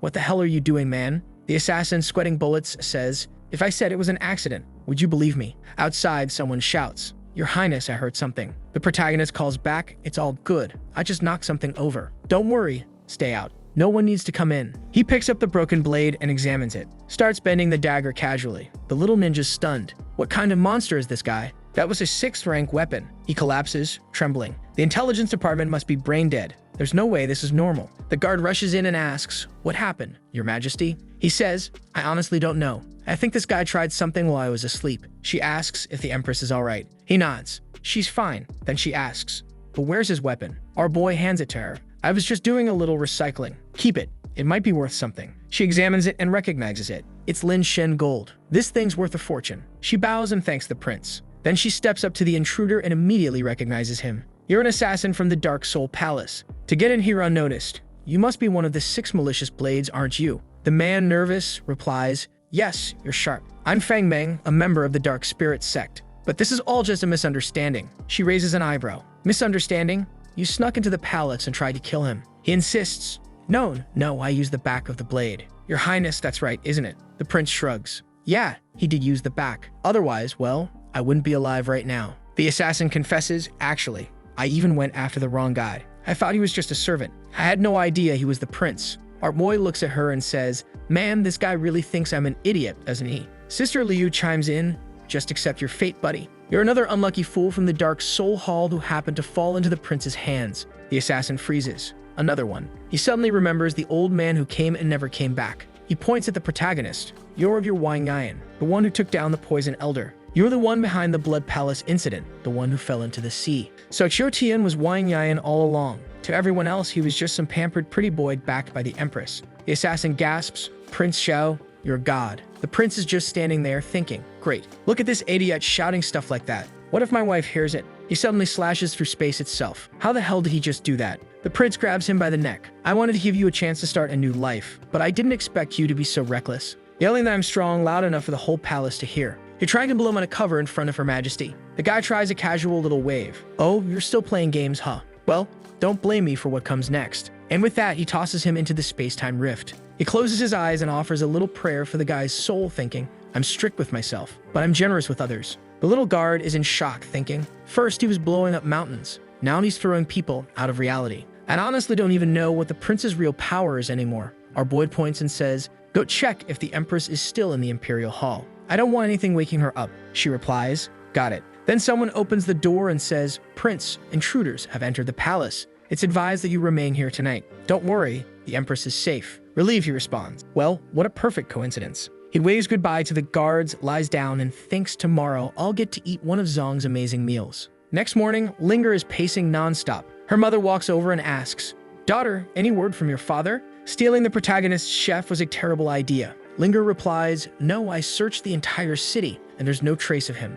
The general sighs. Unfortunately, I haven't found anything either. Suddenly, an explosion erupts right in front of them. The Empress arrives, furious. They ask if she found anything, and she says, nothing. There's no trace of Uncle Zhang anywhere. The general starts blaming herself. It's all my fault. I shouldn't have argued with him yesterday. I literally kicked him out of the room with full force. If I just stayed with him, no one could have taken him. The Empress believes it's connected to the solutions Zhang's been bringing to the southern refugee issue. As he improves people's lives down there, others can't make money off exploiting them anymore. So they may have hired someone, like the Dark Soul Hall, to take care of it. The general trembles at the thought, knowing how those people usually operate. She fears her husband may already be dead. She collapses to the ground. Your Majesty, I've never asked for anything before, but please, save him. The Empress kneels beside her. Don't worry. Even if I'm the great Empress now, I'm still that little girl you helped raise. I'll bring your husband back. The muscular general thanks her through tears. The Empress tells Linger to look after her mother and takes off, flying into the sky. But the general hesitates. What if the enemy's goal was to lure the Empress away? What if they're actually nearby hiding? She decides to investigate the surrounding areas herself and warns Linger to stay alert. Linger's nervous. What if something really bad happened to Dad? Then she gets an idea. Prince. She takes off running. Sister Liu is inside practicing a dance routine. Linger throws open the door. Where's the prince? She assumes he's still asleep. What's the matter, General? My father. He's gone. Gone? Linger pushes open the bedroom door. Prince. He wakes up all disoriented. What kid? It's way too early. She blurts, Your Excellency, last night my father was kidnapped, and no one's found him yet. I know you said you don't like fighting, but this time. The prince freezes. Wait, what did you just say? My chef was kidnapped. She replies, No, it was my father, not your chef. Well, technically, Mr. Zhang is both her father and my cook. But anyway, he sits up straighter. Sorry, hold on, let me redo this. He lies back down, throws his arm over his eyes. Oh my god, you're telling me my dear brother Zhang got taken. The girls both think he's strong, but acts like a child. He says he's just joking, but then gets serious. No wonder weird stuff was happening last night. Who's bold enough to sneak into the Imperial Palace? Linger mutters, Who's tired of living and decided to target you, Prince? He goes, What's up with this Dark Soul Temple? Why are they targeting me? Linger asks, What do you mean? He explains, Think about it. Since I took this role, all I've done is eat, drink, and sleep. I haven't provoked anyone. So why am I suddenly their target? They respond, Oh, well, that explains it. You're underestimated. The prince thinks aloud. They sent that old swamp guy before, and last night they sent another one. I don't think it's a coincidence anymore. Maybe they found something about me at the Blood Tower. This time, the attacker came straight for me. And yet there are people way more important than me in the Grand Dynasty. They didn't touch the Prime Minister, who's way more politically powerful. But Zhang, he's the one closest to me. So I have every reason to believe this temple is actually targeting me. The girls try to reassure him. Prince, stop overthinking it. No one's aiming for you. But the real problem? Her Majesty. She went to the Dark Soul Temple too. What if she sees me while I'm fighting? He thinks. But on the other hand, if I don't do anything, I won't be able to eat Zhang's cooking anymore. Damn it. Why are there always so many shameless people trying to ruin my peace? That's it. I'll have to kill them. He turns to the girl and says, Don't worry. I'll bring your father back. And just like that, boom, he explodes into the sky, flying off at full speed. Outside, no one even understands what just happened. Linger watches him disappear and says, I kind of feel sorry for the Dark Soul Temple now. They messed with someone the prince actually likes. Leah replies, No need to feel sympathy for them. Like the prince said, that place is disgusting. He should just destroy it completely. Anyone who crosses the prince deserves whatever happens next. Up in the sky, the Empress is flying through the clouds, searching for Mr. Zhang. She suddenly comes to a halt. Did you really make it out this far? From here on, it's the territory of the Dark Soul Palace. If I go in alone, it'll be seen as a declaration of war from the Empire. Maybe I should check the Xianjing region instead. But at that moment, she senses something behind her. A streak of green energy shoots past. She turns fast, slashing behind her. But whoever it was is already gone, her attack hitting empty air. What in the world? How fast is this person? And why are they headed in the direction of the Dark Soul Palace? She starts thinking, could it be him, Wang Yang, the one who destroyed the Blood Palace? I have to catch up and find out. The scene shifts. A group of generic-looking old men, clearly just clones of one another, are standing atop a mountain. A man drags Mr. Zhang forward, tied up. The clone elders all kneel. We greet the great Lord Tiansha. Zhang immediately realizes, this is the Dark Soul Palace, standing before their massive front gate. Though something seems off. The structure doesn't look more than 30 or 40 years old, and yet the palace itself is supposed to be over 100. Inside, he's tossed to the ground. The man introduces him. My lord, this is Zhang Yanming, a minister from the Grand Yan dynasty. I've brought him as requested. A man with a strange mark on his forehead steps forward. Seems you're quicker than the last one. You didn't run into any problems on the way, did you? No, he replies. But the Empress and her general are already out looking for him. Luckily, they haven't discovered the teleportation formations we set up. This is Bai Qinglian, the Lord of the Dark Soul Hall. Zhang instantly recognizes him. Bai Qinglian says, You don't seem desperate, Mr. Zhang. You're a brave man. We cut to a group of assassins, the kind we already know are doomed to die. So why even bother learning their names? Zhang calmly responds, Seems like I've reached the end of the road. There's nothing to fear now. I'm just a minister from the construction department. If I get to witness a grand battle in this palace before I die, that'll be enough. Bai Qinglian chuckles. Come now, Mr. Zhang. No need to be so dramatic. We at the Dark Soul Hall prefer diplomacy. We only invited you here to discuss something. We want you to support Xiao Tian's position as prince and to assist him in monitoring the Empress's movements. Zhang furrows his brow. What are you talking about? Monitoring the Empress? What exactly is your plan? And another thing, Xiao Tian is just an ordinary man. Why are you so interested in him? Bai Qinglian replies, What we intend to do and why we care about Xiao Tian. Those aren't things you need to know. At that moment, Zhang realizes The Dark Soul Hall has no connection to Liu Hacheng, the Prime Minister. Bai King Lian asks, "So, Mr. Zhang, what do you say? I hope you'll think carefully." But Zhang answers firmly, "I used to be just a poor scholar. It was the kindness of the Emperor that gave me the life I have now. And today, the Empress, Her Majesty, is like a daughter to me. Do you really think I would betray my family?" The Lord of the Dark Soul Hall sighs. "You got courage, Mr. Zhang. But sadly, in this place, courage means nothing." He turns and says, "Shifu, show Mr. Zhang what you can do." A man steps forward, smiling. Gladly. Without warning, he punches Zhang hard in the stomach, then opens his mouth to release a strange creature. Zhang swallows it before he can react. The man explains, "That's a scentworm, a rather unique poison. If you don't take the antidote for the scent, the insect will slowly start eating away at your internal organs."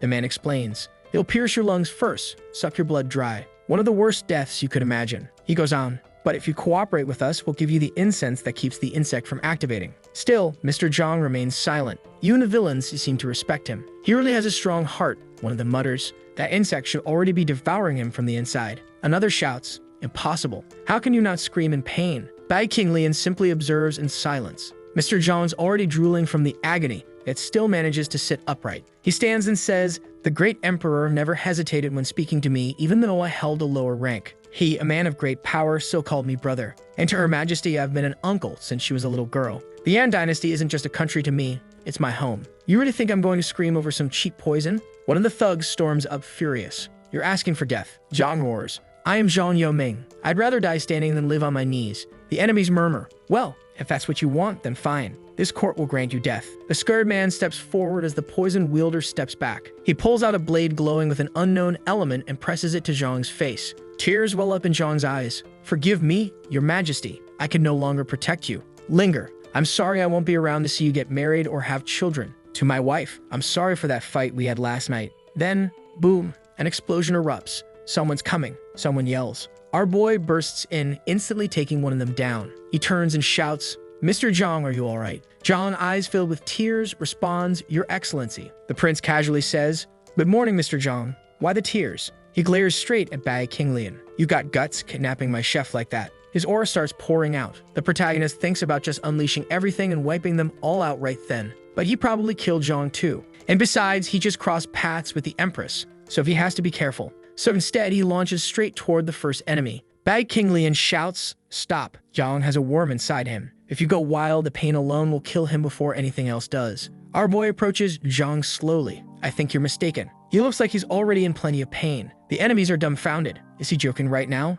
The poison user says, "Prince, I put that worm in him. There is no cure. He's going to die, got it? If you don't believe me, just ask him." "Go on, Zhang. Tell him yourself. Let the prince know you're a gunner." A green-haired woman chimes in, "Isn't he one of your closest friends, Prince? You should really be looking after him." Zhang, totally confused, wonders aloud, "What's going on here? What are these people even doing?" The prince leans in and asks, "Zhang, are you really dying?" Zhang hadn't even realized it was the prince standing there. He replies, "Your daughter told me that when she was 6, you used to, fart in her face." Everyone stifles a laugh. Zhang glares. "Why would you bring that up just to prove who you are?" He starts yelling, "Linger is dead. How would she even remember something like that from when she was 6? One of the palace guys says, "Prince, as you can see, looks like there's been a misunderstanding." The protagonist sighs, "Can you guys stop talking like cliché villains for 5 seconds? Embarrassed, one of them replies, "Sorry, my bad. I'm just used to it." The prince then turns to the poison user and demands the antidote. The man pulls out a stick of incense. Mr. Zhang inhales deeply. "Well,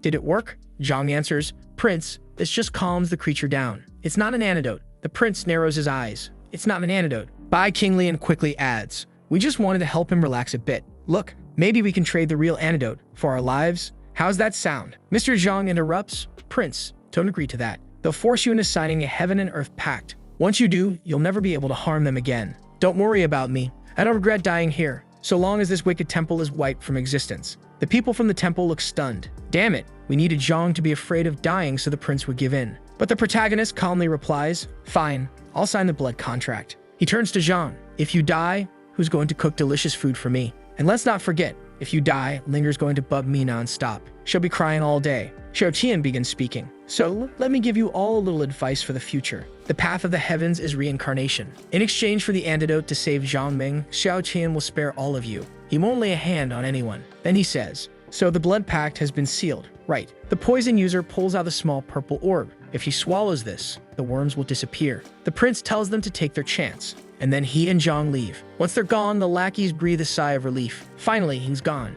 King Lian turns to one of them. Put one of those worms in everyone who handles intelligence gathering. How did none of them realize the prince was this strong? The poison guy, shaking, replies, yeah, unbelievable.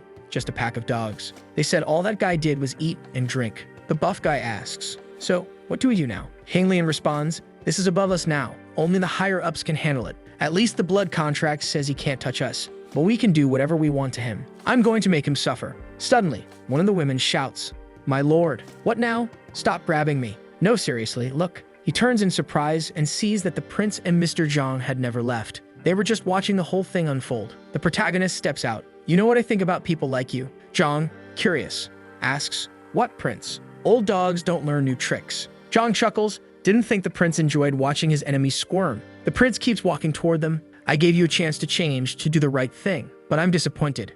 King Lian stammers, I was just joking, prince. You know we have a blood pact, right? Zhang sighs, I knew it. I knew they'd pull something like this. It's my fault. If I weren't here, the prince could have handled it freely. King Lian warns, Prince, remember the contract. If you attack us, the heavenly laws will strike you down. Our boy says, stop repeating the same line. As I expected, I'm the real target of your temple, aren't I? Bad King Lian. I underestimated you. At first, I thought you just wanted to break up my relationship with the Empress. Bad King Lian is stunned. Break up his relationship with the Empress? The protagonist continues, that's why you sent that old swamp man after me. Bai replies, he died by your hands. Come on, you really think I kill innocent people? He offed himself right in front of me, all right? Mr. Zhang finally puts it together. Set off the prince is Wang Yang. The others realize it too. Wait, you made that guy choose death over facing you? No doubt about it. The prince asks, you still don't feel any guilt, do you? Still trying to say I'm some kind of killer? Looks like you're all rotten to the core. Well then, today I'm bringing you to the heavenly palace. One guy spits venom. You signed a blood pact, you're not afraid of heavenly punishment. The protagonist blocks it easily. These cheap tricks won't work on me. And then he blasts a one-handed energy wave so powerful it tears a hole through the place. Where'd that guy go? Looks like he was vaporized. Mr. Zhang gasps, Prince, what have you done? The contract's going to activate. Above, the sky begins to darken, filled with thunderous energy. Zhang looks up. As expected, the laws of heaven and earth can't be broken. King Lian starts laughing. Haha, you really think you'll walk out alive now, Prince? A purple dragon descends from the sky. The villains all start smiling wickedly, but the protagonist looks the dragon in the eyes. If you got the guts, try to take my head. The dragon pauses, then slowly approaches him. It coils around his back, flying gently in circles almost protectively. Zhang watches in awe. Unbelievable. It returned to the heavens. The protagonist mutters, so that's the blood contract? He raises his hand, and the contract dissolves instantly. It has no effect on the descendants of Yang. Everyone stares in horror. Who is this guy? Why don't the heavenly rules apply to him? They throw themselves to the ground, groveling before him. Your Excellency, I know I was wrong. Please spare me. I truly regret everything. But our boy says, unfortunately, I can't do that. You're lunatics.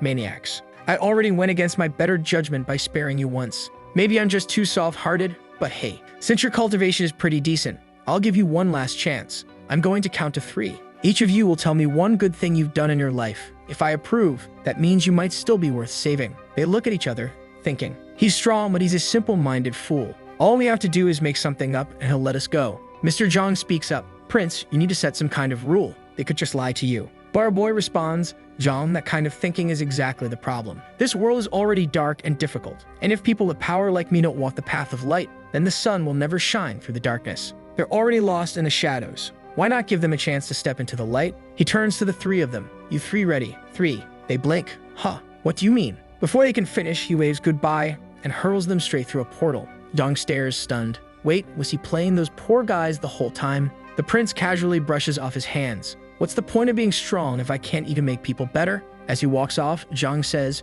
Prince, if the Dark Soul Palace is completely destroyed, the Wang Empire will finally have long-term stability on the southern border. The prince shoots him a look. I show a tiny bit of power and you're already trying to give me orders. Zhang scratches his head sheepishly. Well, you know what they say, those who can do more should do more. Xiao responds, offended. Unbelievable. So you are just a heartless opportunist. He thinks to himself, and if I reveal how strong I really am, the Empress is going to have even more work to deal with. She'll start strategizing, planning conquests. I can't let my power be exposed like that. He turns back to Zhang. Here's your warning. When you return, you cannot tell anyone what you saw today. Zhang, wide-eyed, nods quickly. The prince continues, your daughter already knows I'm powerful, but this whole dark palace business stays between us. In the next scene, we see bodies lying everywhere. All right, time to finish collecting what they owed us. Zhang asks, Owed us? What do you mean? They reach a sealed door. The prince places his hand on it, and it opens. Inside, another massive pile of treasure. The prince turns to the system. How much is in there? The system replies,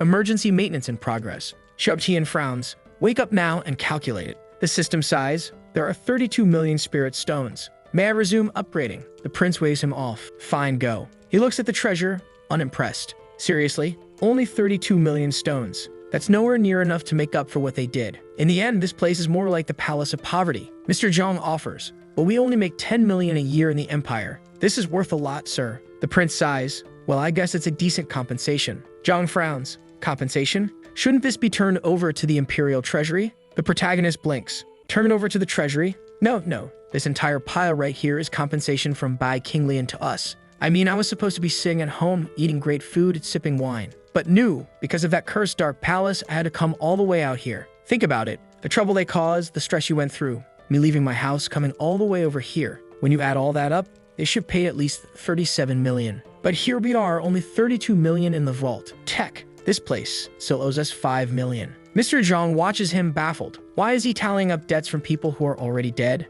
Prince, your accounting is impressive. And she tried using all of her charm to win over our lazy guy. She said that if he took her home, she'd take a nice bath really close to him. Our boy widened his eyes, fully catching on to this shameless woman's intentions. Totally confident, she was thinking, I know all men are like, but she gets smacked on the head. She falls to the ground, holding her head and looking up at him, totally confused by the rejection. Then we find out this trickster has some serious masochistic tendencies. Look at her face, she's glowing, excited to get it again. She runs straight at our guy, begging for more. He's completely freaked out now, not sure what to do. If he hits her, she'll like it. So he says, I think there's something a little off about the way you think, don't you? We humans already go through so much in life. How can you enjoy getting hit? He gently touches her forehead and adds, if you're struggling with something, you can tell me. She replies that what she really loves is getting things without doing a single thing for them. Annoyed, the prince smacks her on the head and says, have you lost your mind? That makes no sense, woman. You need to live a life of accomplishments. Don't even think about doing nothing, do you hear me? Naturally, she's wearing that face full of pleasure.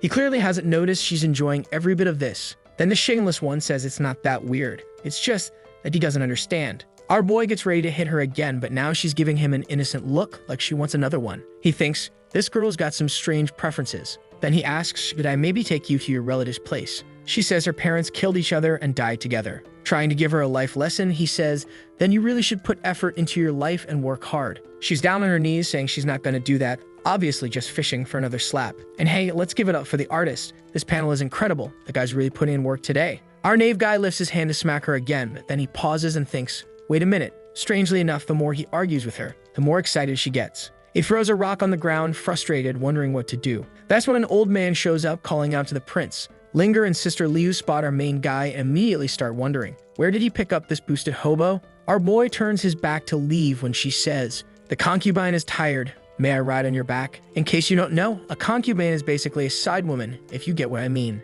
Asian emperors and kings used to have a bunch of them, like 15 girls just hanging around. Totally irritated, the prince tells her to turn around and walk. The homeless girl is grinning happily. It's like she enjoys being insulted by him. Meanwhile, everyone's thinking, hold on, did the prince really find such a peculiar beggar? Not to mention why he's so worked up. Sister Liu steps in, Your Excellency, but our guy cuts her off and turns to the old man. He says to give this woman a task, she has to work 24 hours a day with guards watching her nonstop. Bam, another smack on the head. Got it? She says she understands. But Linger and Sister Liu already caught on to her little act. Raising his hand, our guy says goodbye and tells the old man, you take care of this crazy one. The old man's left thinking he never expected the prince to go chasing flowers when he's got an empress. Oh, trouble's brewing in our boy's love life. Tearing up, he says, women are so exhausting. I just want to go home, have a drink, eat some of Zong's cooking, and relax. Now the scene changes to a garden and we see the beggar girl thinking that guy is really something. Ever since I lost my parents, no one's dared to hit me to teach me a lesson. But this feeling of being disciplined, yeah, we already know she's into getting smacked, even though she keeps that innocent face. She never thought she'd meet someone who'd give her an opportunity like this. Suddenly, some kind of power drops in front of her. The royal guards appear. Whoa, and they call her Empress too. Okay, and now it makes sense why all the empresses in this kingdom are into our guy. But listen, girl, he likes being spoiled, so you're gonna have to hustle. The guards are watching her and she's already starting to transform. Told you? The artist did not slack off today. Just look at the perfection in this design. She's strong. I'm definitely writing this one down. And wow, in the next panel, she comes in even more powerful and asks what's going on. One of the guards explains that the sacred demon sect, the Black Soul Palace, and the Dongyan Empire combined could destroy the Yan dynasty. And since the sacred demon sect was founded by her 18th brother, she has to get involved. But the beggar, now revealed to be an empress with 2 massive airbags, says she's unsure. She knows her brothers usually use these wars as chances to take over the throne, so this could be their plan to eliminate her. Plus, she's aware that the Black Soul Palace lost a ton of their members, so she can't count on their support. If that's the case, then they're going to use every possible resource to buy off the people of the Yan dynasty. They want to bring the dynasty down from the inside out. The guards start trying to come up with some plans on how they'll sway the townspeople. Meanwhile, Saeyeon can't get the image of our guy arguing with her out of her head, but she's already getting irritated that the guards haven't figured anything out yet. She creates a cloud with the protagonist's image and says that tomorrow she'll head to the Imperial City to investigate the situation. She needs to get a closer look at that man. The 3 guards are instantly shocked. The Great King of Soft Rice. Saeyeon thinks to herself, what? King? God of Rice? What does that even mean? She has no clue what the nickname implies. One of the girls points at the little cloud with the protagonist and explains, Your Majesty, that man is the Empress's husband in the Yan dynasty and the current prince, Xiao Tian. He's an incredibly ordinary guy who knows exactly how to use his charm and personality to win women over. That's how he ended up with the Empress. He also wrecked the Prime Minister's entire plan. But since he's amazing at running the city, the people started calling him that. The phrase ordinary human flies right past her. She says she doesn't like being tempted by anyone. But now she's thinking, how is she supposed to get her hands on Xiao Tian? She wants him to take care of her. She's already imagining herself sitting in his lap. Oh boy, if the first Empress finds out about this, she really is planning to dump the horns on the other Empress. With that look on her face, she says just thinking about it gets her so excited, folks. Excited. Resting her chin on her hand, she starts wondering, wow, what if the Empress catches us? That'd be wild. Look at our protagonist's face. My god, she's completely insane, guys. Then she stands up and declares, mistake. I made a huge mistake from the very beginning. The guards ask, what mistake, Your Majesty? What happened? I should never have let him leave my side. I want him close to me. The guards are thinking, whoa, is she saying she wants to mess around with him? But she's the mighty empress of the demonic realm. She has pure demon blood running through her veins, and she wants to be with a plain old human. The guard on the left speaks up, Your Majesty, are you messing with us? Then the empress with the giant airbags sits down and says, do you really think I'd joke about something so serious? Haven't you ever heard of love at first sight? The guards say that's not a real thing. Saeyeon admits she didn't believe in it either, but now she does. The guards are in shock, trying to figure out what the heck that man did to her. Something's not right. The Empress says they'll never understand what he's like. He's not just sweet, he gets me too. Okay, yeah, no one saw that coming. On top of that, he teaches meaningful lessons. Beaming, she thinks, how long has it been since someone actually taught me a proper lesson? This feeling's amazing. You girls need to help me find him fast. We'll turn this garden into the venue for our wedding. The ladies nearby are whispering that Xiao Tian is way more dangerous than we thought. How did he manage to trap an empress, one who's never fallen for anyone? In just a day, back at the protagonist's place, he's remembering the moment she said, I want you to take care of me. And now he's thinking, take care of? What does that even mean? Such a weird request. Linger comes over and asks, what's wrong, Prince? Sister Liu points out he hasn't eaten and must be hungry. In the next scene, our boy is being served a meal by Mr. Zhang, who's cooked up 4 special kinds of meat for him. Look at how the prince is already drooling like a big baby. He may not know a thing about martial arts, but when it comes to cooking, this guy is top tier. Everyone just stares as the chubby guy digs in. After a while, Linger asks, Your Majesty, what was bothering you earlier? Our protagonist says, please don't laugh when I tell you. Everyone has that mischievous little smirk and says, all right. Then he confesses, someone asked me to take care of her. Mr. Zhang bursts out laughing in his face. Mr. Zhang, you're laughing? He grabs him by the face. No, sir, not at all. Go on with your story. He then tells the whole thing. I told her to be independent, but she keeps trying to rely on me. Liu starts laughing right in his face. Oh, sit down, don't even try. I can see your shoulders shaking. Our protagonist stands up and says, I'm serious. My reputation is on the line here. Linger bursts into laughter. Frustrated, he says, that's enough, you're all gonna get smacked. In the next scene, everyone's got a bump on their head, and it looks like they're training. Everyone's thinking the same thing. The laziest prince alive who doesn't want to lift a finger, talking about taking care of someone? How can I not laugh at that? Our boy leaves Linger to continue training and walks off with Sister Liu, who asks him what's bothering him. He's in full philosopher mode, saying that sometimes it's not such a bad thing to help others see the light. Who says someone from the darkness doesn't long for the light? Staring at the book in his hands, he mutters, damn it, the system's always updating. I can't even watch an anime anymore. All I can do now is read some book while sitting beside the Empress. He starts thinking about the old man's story, full of contradictions, and gets curious. If none of that was true, then where did he get so many spirit stones from? Something's not adding up. Did I forget something? The Empress seems surprised. What is it? She asks. He tells her it's nothing, just thinking about some things. She changes the subject and asks, was the meat I tasted yesterday from King Yang City? He nods.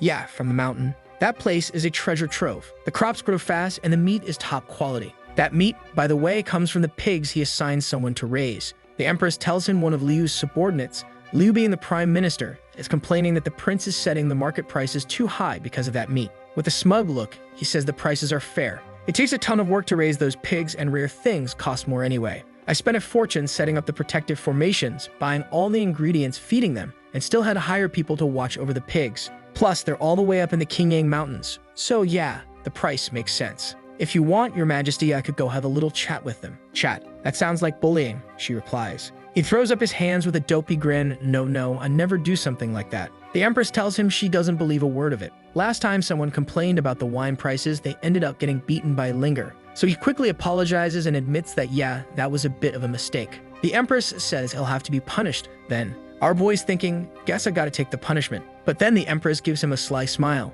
Your punishment is to go up to Qingyang Mountain, bring back one of those pigs, and have a drink with me tonight. He lights up with a big grin. Don't worry, I'll take care of it. Already thinking, I knew my wife wouldn't actually punish me. I'm gonna pick the best pig and make us the perfect dinner. Then he connects the dots. Wait, pigs in Qingyang? And just like that, he remembers the beggar girl. Prince, I'm just stealing one little pig from you, you idiot. Since you won't take care of me, I'm gonna take everything for myself. Now he's fuming. Damn it, I shouldn't have gone so easy on her. Those pigs are ridiculously valuable. Even one of them could cover a comfortable life. 2, and you never have to think about money again. She asked me, the soft rice king, to take care of her. What a joke. She was just after my pigs. That conniving woman. The Empress is about to ask what's wrong, but our guy's already bolting out of there yelling that someone's stealing the pigs. She's left standing there like, stealing pigs. Back with the beggar girl, her friends are fixing up her outfit. Guys, she's really an empress through and through. And bam, our boy arrives. The airbag Empress gets all flustered. How'd he show up like this? I'm not even ready.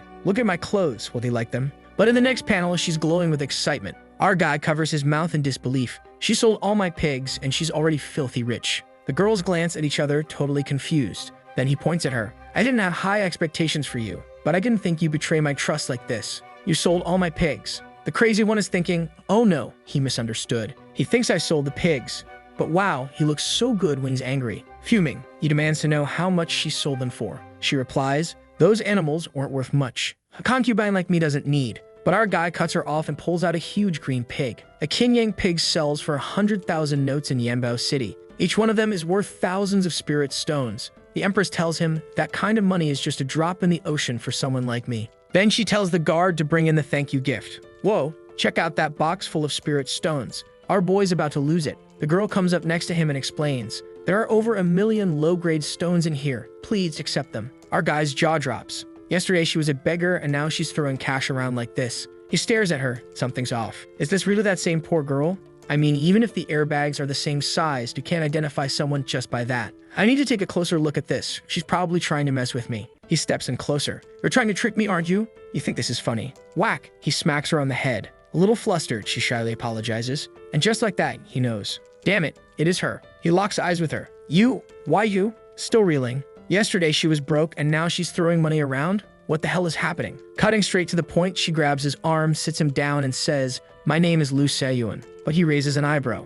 Lu, as in, are you looking for love or something? What were your parents thinking with that name? She tells him it's a concubine's name and asks if he likes it. Our boy says it sounds nice, but he's already on his feet and walking away. The ex-beggar grabs his hand and says, I'm the eldest princess of the Jiangsu Empire and my country's in serious trouble. Her father ordered her to take the secret library and flee far away. The problem is, she doesn't have the power she needs to rebuild the nation. And the only cultivation techniques she knows require cooperation between a man and a woman. Yesterday, she was just testing him. She needs a husband she can trust completely. Someone to stand with her in the mission to restore the country. And she's convinced that he's the one. Our protagonist is already imagining things again. Damn it, I really am the soft rice king. The people of Yan, they're all prophets. She's glancing sideways, wondering to herself, did I come on too strong? Did I overdo the whole confession thing? Our guy says, sorry, but I can't help you. I'm already the prince of this nation and husband to Zhu. I think it's unfair to have one man with 2 wives. Besides, the Empress is richer than you. So just take this money and go rebuild your empire.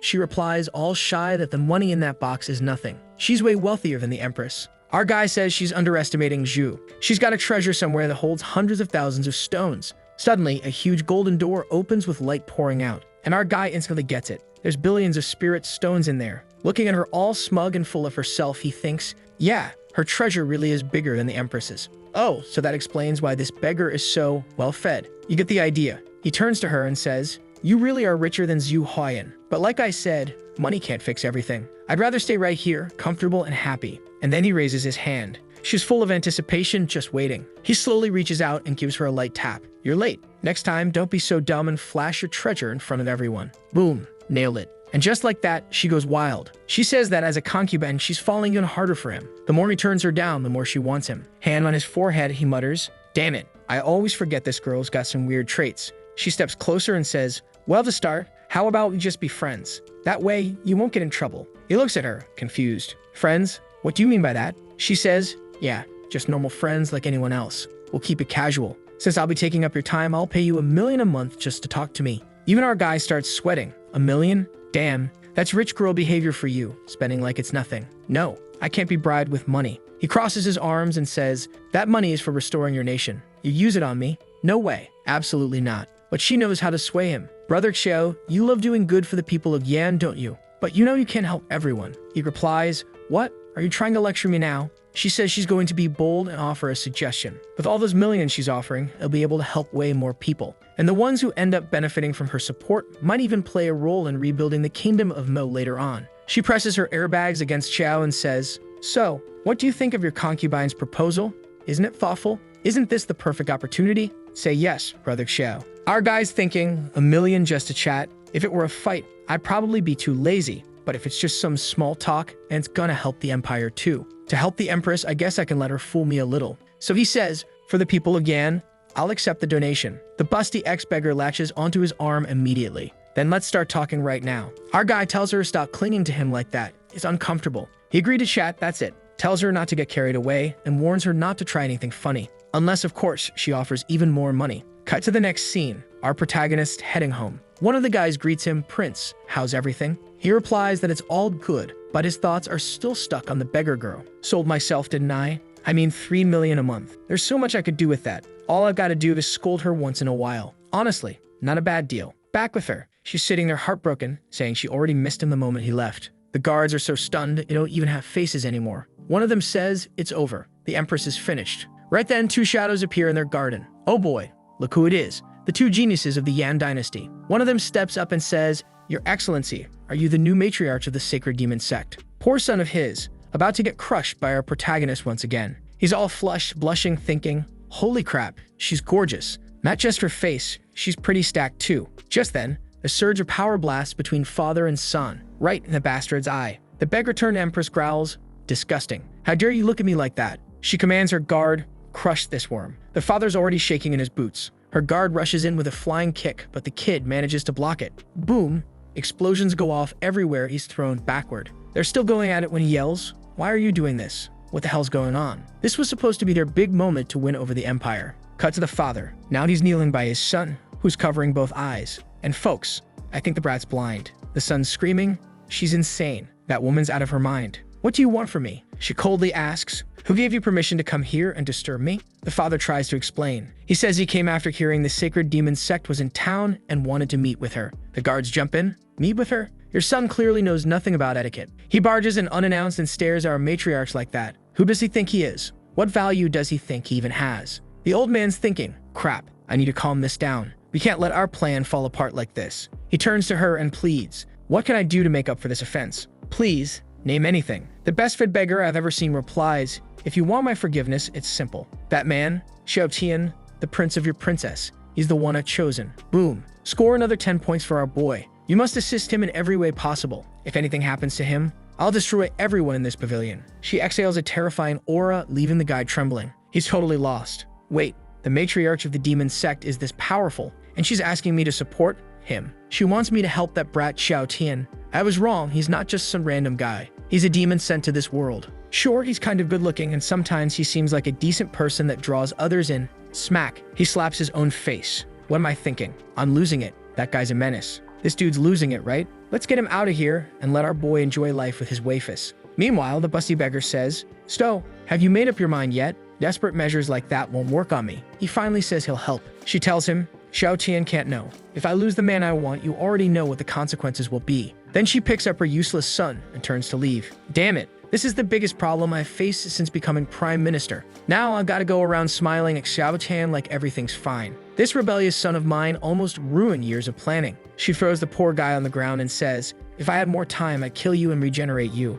If you just stopped getting involved in things, you wouldn't cause me so many problems. Whoa, but the son's down there thinking, soon enough, I'll kill him. What a lovely, healthy family. So full of love. And who's once again thinking about putting horns on the Empress's head? That demon beggar woman. As soon as he finds out what I did behind the scenes, he'll throw himself into my arms without hesitation. On that day, the Empress Royan might even accept becoming a concubine. The guard watching from a distance is thinking, she's hopeless. She doesn't even know what's going through her own head anymore. Night falls and our boy is lying in bed, wide awake. He's got more dark circles than L from Death Note. He's grumbling. Damn it, where's my system? I can't sleep without my little N9. That's when, bam, the Great Master System's finally done upgrading. Xiao goes, finally about time. He starts glowing with aura. Mister, you need any assistance right now? Suddenly, a very well-endowed system assistant appears on screen. Our boy's pale and trembling, pointing and asking, System, is that you? She answers, yes, master. How did you end up like this? She explains that as his servant, her form is tied to his body. This is the automatic form she took. And the outfit, she says it's based on his preferences. Our guy keeps pointing and shouts, that makes no sense. When would I ever have that kind of hobby? This system's ruining my innocence for no reason. Then he mutters, whatever, let's sleep. Activate my sleep mode. Good night, she says. Okay, and starts the process while he side-eyes her. As she fades, he casually mutters, I prefer black tights, by the way. And look at that. The system immediately changes. I'll do whatever you say, master. Now that's a proper system. She activates sleep assistance, shielding him from spiritual attacks and even nightmares. A bunch of falling rain starts coming down, but since the barrier draws on his energy, nothing gets through. Then the system gently says, sleep well, master. All the meteors strike, but nothing breaks in. The system realizes these are memories and nightmares from the protagonist's past. Did he bring all of this over from Earth? She glances at one of the memories. There's our boy running around with a kitten. A voice announces, Lu Tian, age 9, rank 27. Zhu Tian, age 10, 8th place. Xiao Tian, age 6, number 1. One kid nearby asks, this kid is 6? 6 years old on what? Trembolone? Then he feeds his pet, and suddenly it becomes massive. That's when Leader Fuster, Xiao Tian's father, shows up. Little Xiao Tian salutes him, saying he's doing his best. His dad says, good, you won't disappoint me, right? If you want a reward, just say it. I'll bring it to you. But our little guy says no. Then the dad asks, so this dog, you trained it yourself? Xiao nods. Yeah, he's well-behaved and smart. With enough training, he'll be number 1. Oh no, I can feel something bad coming. The father says, you clearly care about him a lot. It's the first time I've heard you speak so many words at once. What's his name? The boy answers, Wang Kai. He's my buddy. Right then, Wang jumps up and starts licking his chin. The dad then says, Xiao Tian, even though you're young, it's time I give you your first mission. Yup, I knew it. Here comes the bomb. Our boy goes, yes, sir. The dad hands him a loaded pistol and says, kill him, pointing at Wang. Guys, I'm about to dive into this story just to end this psycho dad. He wants him to kill Wang Kai. Get out of here, you lunatic. Suddenly, the memory shatters. Seems like our protagonist was sad. Don't worry, my boy. You can stay lazy now. You'll never have to go through that again. The current Wang Kai, the system, says, well, I really like that name. Dear master. Next morning, our protagonist wakes up yawning, still half tired. He's got to head to the main hall to discuss plans with the ministers. He wants to build an orphanage, but he still needs the Empress's approval. Honestly, if it weren't for the others insisting, he wouldn't even show up. He'd just hand over the money and call it a day. Everyone greets him respectfully. And there he goes, casually yawning and mumbling about how sleepy he is. The Prime Minister spots the prince and asks, ah, Prince, did you sleep well last night? I have some incense at home that calms the mind. I could bring you some. The guards nearby are stunned, mouths hanging open. Even Xiao Tian is in shock. He points at the guy and says, you think I don't know? That incense of yours is probably some kind of poison to kill me. Now he's fuming. This Prime Minister is getting bolder by the day. Should I just kill him already? Damn, but there are too many people around. Not worth it. Calm down, Xiao Tian. He's important to the Empire. I kill him, and I'll just have more work to do. Forget it. Fine. Meanwhile, the old man's thinking, poison you. You bastard. If it weren't for that crazy woman, I'd show you what real death looks like. But out loud, he says, Prince, I think you misunderstood. I truly just want to care for someone as important as you, and gives a big old thumbs up. Some of the things you've been doing lately really showed me what kind of person you are. Truly, you are the soft rice god. That title belongs to you. Our boy is stunned, thinking, damn it, he yelled out my title in public, that bastard. Everyone around starts chuckling. Oh, you jerk, you're dead. Later on, the conference ends and everyone starts leaving. The Empress turns to the protagonist and asks, "Why was the Prime Minister so supportive of you? Did you do something recently?" She's wondering, could it be the Prime Minister's finally realized how important Xiao Tian is to this dynasty? He says he was just as surprised by the guy's support. His attitude changed overnight. Then adds, "Your Majesty, you should have seen the smile he gave me when he saw me." Mr. Zhang and his wife are just as confused, not understanding what's going on. Our boy sighs, "All right, I gotta go, it's getting late." And he bolts out, yelling, "Majesty, I'll come back later to keep you company." Mr. Zhang shouts, "What's going on, Prince? Where are you off to? What do you want to eat, my boy?" The protagonist yells back, "I'm going to make money, and I'm not coming back for food." The two of them stare at each other like, "Money? Make? Him? Aha." The Empress assumes it must be a little side cash she gave him. Well, I guess that's it, right? But he's already planning to open an orphanage and help a ton of people. She's going to need to come up with a reason to start giving him more money. Our protagonist is writing in his journal. September 15. Weather was good. Breakfast at the palace was terrible as usual. This morning I visited Sai Yuan. She wanted to bathe in the hot springs. There's nothing I could do. It's not wrong since the money's going toward good causes. Sai Yuan, of course, said, "My lord, you'll catch a cold bathing with clothes on." Then she clung to him and added, "Your nose is bleeding." He told her not to worry about him. Just enjoy your bath. He writes that the sauna was large, steamy, and very white. Okay, if you know, you know. September 16. Met the Prime Minister today. He kept cracking jokes to try to make me laugh. Something about him feels off. Oh, it's Sai Yuan pretended she twisted her ankle so he'd give her a massage. "Could you help me out? I'll pay you for your hard work." He's grumbling like, "Damn it, looks like I've got more work to do." Later, he handed money to Mr. Zhang, who was confused as hell. How the heck is this kid bringing in 5 million every day? By the 17th, our guy was completely exhausted. Poor thing, he's been overworking himself. This life is getting rough. Sai Yuan was already saying, "Brother, come inside. It's cold and rainy out here." But he said no, they'd stay right there. He's thinking, damn it, Sai Yuan's making way too much progress. How is this happening? She just started cuddling him. I think I need to teach her a lesson. She's been pushing it lately. And people, I can't believe this lesson our boy gave the well-fed beggar. While he was disciplining her, she told him he needed to work harder. He knew she was doing it on purpose. He didn't like it one bit, so he blackmailed her with it and gave even more money to Zhang, who now wants to build a massive orphanage. That night, the Empress was furious about court matters. And after she got drunk, only the prince could calm her down and help her rest. 18th of the calendar. Look at him waking up, drooling, while she's just staring at him. Our protagonist told Sai Yuan what happened, and she kicked him. He was all confused. What the heck? Why'd she get mad about me drooling in my sleep? Next thing he knows, she grabs him and plants a big kiss. He tried dodging, but she was too quick and landed it. Then she got even madder when she found out that wasn't his first kiss. Now he's got to take her for a walk up King Wan Mountain. Good thing, though, he'll get a look at the pigs. Heh. Not exactly a loss for him. Scene cuts to Xiao Tian staring down a massive pig, more like a dinosaur than anything else. That thing is huge. He says the place looks incredible, but Sai Yuan keeps glancing around with a serious expression. Still, nothing to worry about. Back at home again, he sleeps and drools next to his wife. He wakes up and eats. He's starving. Palace life is treating him well. At night, the Empress arrives, bottle in hand. Our boy says, "Empress, let's get some sleep. I think you're tired." But she steps closer. He tells her she's been drinking too much. That's not okay. She says that lately, she will be drinking a lot, and her prince just needs to stay by her side a little longer. She says she enjoys being drunk. Next chapter starts with Sai Yuan dumping a ton of coins in his lap. Our guy says, "This is way too much. What's this supposed to mean?" She says she doesn't just want to talk today. He has to go with her to the mountains and admire the view, while holding her hand. The protagonist tells her to stop talking nonsense. Didn't she hear what he said yesterday? She goes, "Brother Xiao, aren't all your actions for the people of Yan City?"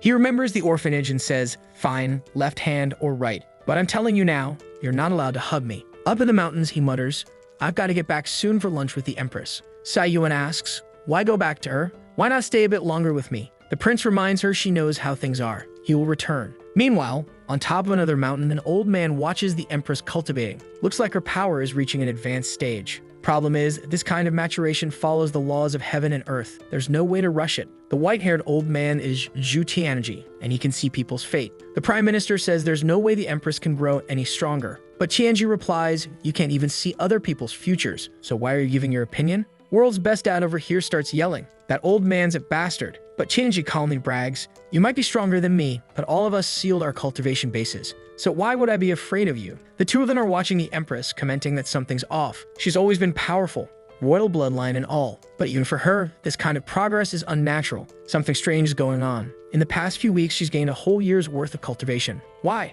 Well, clearly there's some benefit to sleeping beside her favorite lazy boy. Chanji is gritting his teeth. I don't know what's going on. That's when one of Sayuan's guards shows up. Chanji asks, is that the matriarch? No, someone says. Just one of her guards. Chanji's already annoyed. If the matriarch is here, why isn't she the one meeting us? What could possibly be more important than this? The guard answers, she's entertaining some special guests.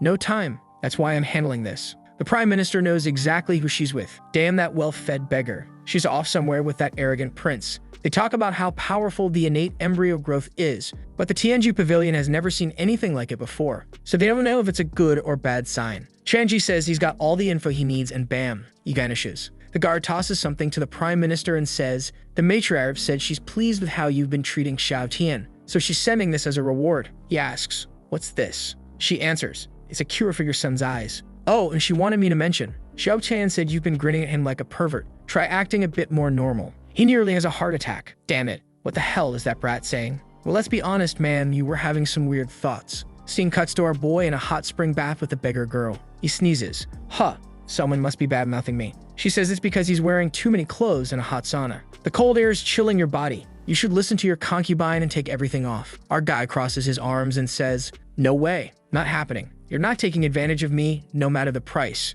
Besides, if I take off my clothes and someone walks in, I won't be able to explain that. But the water's getting colder, he says. Weird. Why is it freezing in here? She glances to the side, then grabs him by the hair. Sayuan smirks. Oh dear husband, aren't you afraid of freezing him to death? Luvo, look who's here. The Empress bursts in, kicking the door wide open. Linger's sister Liu watch the prince, because I'm about to kill someone. The busty beggar grins and says, my, the Empress is furious today. Are you sure you've got what it takes? The Empress says, doesn't matter. I just need to know the truth. She whips out a jutsu straight out of Naruto and dashes forward, slashing a massive arc of power. But the beggar counters with a purple aura swirling around her leg and strikes back, saying, that's all you've got. Take this thigh smash. Oof, this fight is wild. Damn, the beggar's flexible. Took me a second, but yep, she blocked it with her leg. And she's still saying it's easy. Both women charge up their auras and lock eyes. The Empress slashes again, the other one kicks, beautifully by the way. Their powers collide, the ground erupts. Sister Liu and Linger are just barely holding on, already bracing themselves.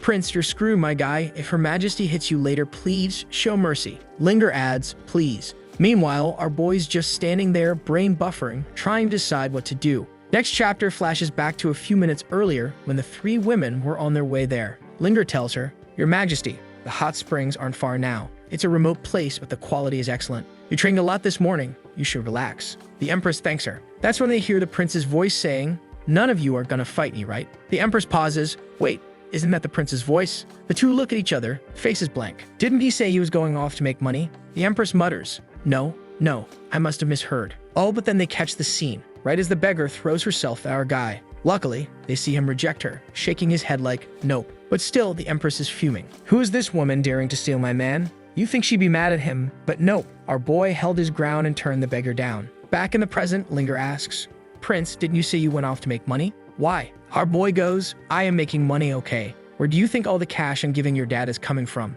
Story jumps back a few days, about that person who asked him to take care of her. The two women burst out laughing. What's so funny? They say, no, we're just laughing at this amazing fight. Do you think Her Majesty's gonna win? Who knows? Our guy already knows. They're laughing again just because I'm the soft rice king. With the most innocent face ever, he goes, I'm making money, you know. Why are you laughing? They drop to the ground, rolling with laughter. One of them says, oh, Prince, so now you're making money. What next? You gonna tell us you're working hard too? Damn it. Back to the epic duel. Sayuan says to the Empress, your strength is solid and your moves are sharp. Unfortunately, today, you won't be able to kill me. The Empress says she thought Sayuan was just a regular person. Didn't expect you to have those kinds of abilities. But Xiao Tian is my husband, so I suggest you don't get any funny ideas. Of course, the Empress is a very busy woman running the empire, so I don't mind if you pour him tea or fetch him water. Sayuan smirks. Don't worry, I'm a well-behaved concubine. Unlike the Empress, who waits for him to fall asleep just to steal kisses. Oof, now our boy's in trouble. The Empress shoots him a deadly glare. Oh, how's he getting out of this one? Everyone nearby is just frozen in shock. The Empress calmly says, if I wanted a kiss, I wouldn't wait for him to fall asleep. I just take one whenever I wanted. It's just, I like it when he's asleep. The other two girls are covering their faces like, Your Majesty. That explanation just made it so much worse. Trying to earn points, the prince says, well, that little kiss was a nice surprise. The two ladies are like, this prince, he's not normal. No way to predict what he's gonna say next. Sayuan fires back, she's just a cheap woman taking advantage of him. But the Empress replies, taking advantage? Please. Xiao Qian is my husband. I sleep next to him every night. What do you think about that? The beggar's not having it. She instantly activates her possessed beggar plus form. Way more powerful now and definitely more well-fed. She locks eyes with the Empress and unleashes a brutal vertical slash. Our favorite Empress raises a barrier, but it shatters immediately. The beggar is already descending, sight glowing with a dark, evil aura. Will our prince have to step in and stop this? Sayuan announces, I'm already in the 10th realm. The Empress is still in the 9th. She can't beat me. Boom, a massive explosion erupts. Our favorite draws a giant sword and fires off a flurry of ice stones. The supercharged beggar blocks with a barrier. That's all you've got, she mocks. And then she charges in again. You don't deserve to have Xiao Tian by your side. She hits her with a wave of energy. Oh no, our favorite is getting wrecked. Poor girl's hurting, someone get in there. Xiao Tian. She's groaning, saying she took a hit right to her internal organs. But she's got to hang in there. She's not about to let anyone take Xiao Tian from her. She unleashes another flurry of ice attacks. Now you'll see why I deserve him. Man, this fight is intense. The other one, Sayuan, follows up with a barrage of purple slashes. Explosions go off, smoke fills the air. Our favorite crashes to the ground, a little worn out. And then suddenly, Sayuan goes all soft. She realizes the Empress has serious potential, but her spiritual body is damaged. So she decides she'll beat her down first, then help her purify her energy. That'll help her ascend to the next level. It's her compensation for stealing Xiao Tian. After all, someone like the Empress doesn't deserve to die here. She launches a brutal kick, boom, and sends our girl flying. Sister Liu and Linger want to jump in and help Her Majesty, but the protagonist stops them. Trust her. My wife isn't the kind of woman who gives up easily. She won't fall like this. The girls are like, the prince is really confident. He nods. Let's just watch. There she is, battered but still stunning. Our guy's thinking, wife, I believe in you. Don't lose. Sayuan steps forward again. Why don't you just give up already? You're going to die. The Empress responds, in a way, I understand how you feel. When you look at Xiao Qian's back, you can tell he's been through a lot. But his face, he always puts on that playful grin when he faces others, and he always smiles like an idiot. Whoa, wasn't expecting that emotional moment. Sayuan remembers, when they walked through the mountains together, she could always see that lonely air behind him. She admits to the Empress, I like it when he argues with me. And then she smiles. The Empress blushes, remembering the night Xiao Tian cooked for her. Her world, which had always been dark and empty, was finally lit up by his smile. And boom, here it comes. Golden aura starts glowing around her. She's evolving right before our eyes. Everyone's in total shock. Our protagonist, he knows what's happening. Sayuan realizes it too. She just reached the 10th rank. Holy, look at how insane our Empress looks now. Sayuan even has to summon her full aura. The Empress glares at her. He's my husband, and I won't let you take him from me. Man, this might be the first manhwa I've ever seen, where women level up just to fight over the male lead.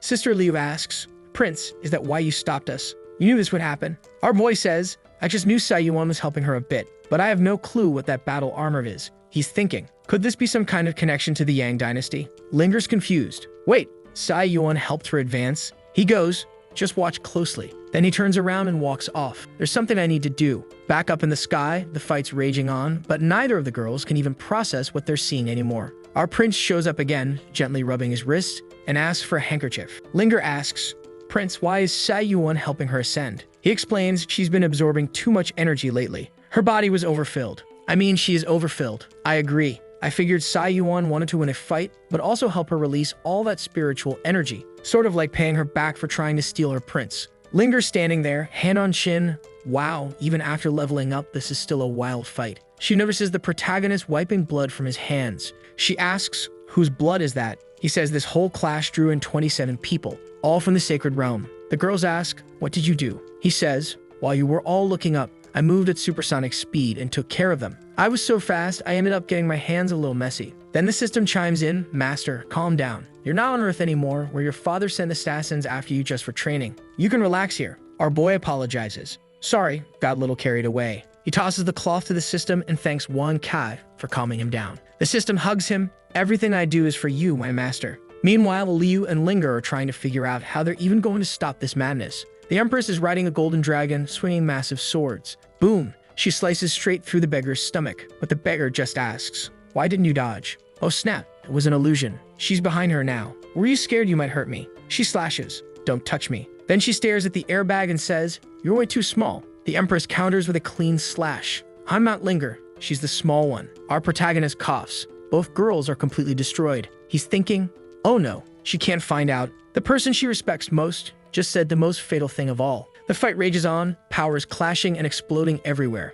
Good thing both of them are decked out in heavy armor to take the hits. Our boy notices they're both running low on energy now. At this point, they're barely trading insults. Liu says she's worried this fight might start causing more unnecessary trouble. Our guy starts stretching. All right, it's time I step in and stop these two. Man, you can't do anything. If the Empress finds out your little secret, you're screwed. Both women sense it. The prince, he's about to reveal this terrifying strength. He clears his throat and yells, "Stop fighting, right now." They both pause mid-air, mouths slightly open. Did you really think he could stop them just by saying that? But up in the sky, the two of them are still going at it, throwing attacks with laser focus. He yells again, "Stop it now. I don't want any more fighting." And then, he fake trips, dramatically falling backward. Linger screams, Xiao Tian, and there he goes, collapsing toward the ground. And yep, the Empress swoops in to save him. Look at this guy's smug little face. So soft and warm, perfect landing. They're still fighting over who gets to keep him. Meanwhile, he's being a total goof. You're both amazing. I'll buy a gift for each of you, okay? The Empress, plop, drops in flat on the ground. After what you pulled in that sauna, don't even think about coming home tonight. Sister Liu, let him stay at your place. Liu's face goes blank. But my house is falling apart. Now he's back in Sai Yuan's arms. Your Majesty, what about the soup we were going to have tonight? She coldly replies, I'll be drinking it alone. He turns to Sai Yuan. So, about your place. She drops him too. Oh right, I just remembered. I'm so busy tonight. I won't be able to entertain you, Prince Xiao. You always choose the Empress first. Well, guess what? I don't want you either. The Empress glances back. Let's all head back to the Imperial Palace. Prince, you're not allowed back in the bedroom tonight. Hoof. Both of them walked away. Linger and Liu are just standing there watching. Yep, you're screwed this time, Prince. Cut to next scene. Our guy's lying on a futon at Sister Liu's house. The system softly chimes in. Dear Master, would you like sleep assistance? He declines. Nah, I feel like staying up late tonight. But then, click. Someone opens the door and walks in. Oh, yep, that's the Empress. Wait, is she blonde now? She sees him lying there and thinks, sleeping so peacefully, huh? Looks like he really wasn't planning to come home tonight. Our boy's grinning to himself. Thank goodness I didn't turn on sleep mode. Is the Empress about to steal another kiss? I'm on the edge of my seat. She gets close, wondering. He looks like he's asleep, but what if he's faking it? She's got an idea, summons a table full of fresh, aromatic food. She leans in close. Still nothing. He really might be sleeping. The smell hits him. She backs up quickly. Oh no, what excuse am I gonna use now? He sits up, rubbing his mouth. Wait, why am I drooling again? He sniffs the air. Why does it smell like food in here? The Empress, trying to play it cool, says, Now I understand why you drool. You must be dreaming about certain things. He goes, maybe. But wait, what are you doing here in my room? She's just sitting there staring at him like he's adorable. She sits at the table and says, I didn't want to come, but I couldn't leave you like this, Nether. I'm not that stubborn, but you still need to be punished. Tonight, you'll be feeding me dinner. Oh, so that's the punishment? Our guy's like, hey, sounds good to me. Very well, Your Majesty. I'll make sure you're well fed. He leans in. She asks, why are you sitting so close? He answers, Majesty, it's more convenient to be by your side. And he accidentally drops a bit of food. The Empress blushes. I get it now. He picks up the spoon, gently blows on the food, and feeds her. Grinning, he asks, is it good? She replies, I'll let you know after another bite. She wants more. He happily feeds her again, tossing in some extra dishes for good measure. Suddenly, oops, he drops the chopsticks. You're up to something, aren't you? I'm sorry, Your Majesty. I'm just so clumsy. I lost the chopsticks. Can't even handle something that simple. She tells him, it's not a big deal. Don't beat yourself up over it. He pauses. How am I going to feed you now? Oh, I have an idea. I can pass it from my mouth to yours. I'm a genius. What? Next scene. Yep, they're really doing it. And here I thought she was gonna refuse. She's sitting there, clearly nervous, thinking, he didn't do that on purpose, did he? Wasn't it just to feed me with his mouth? Oh, he definitely meant it.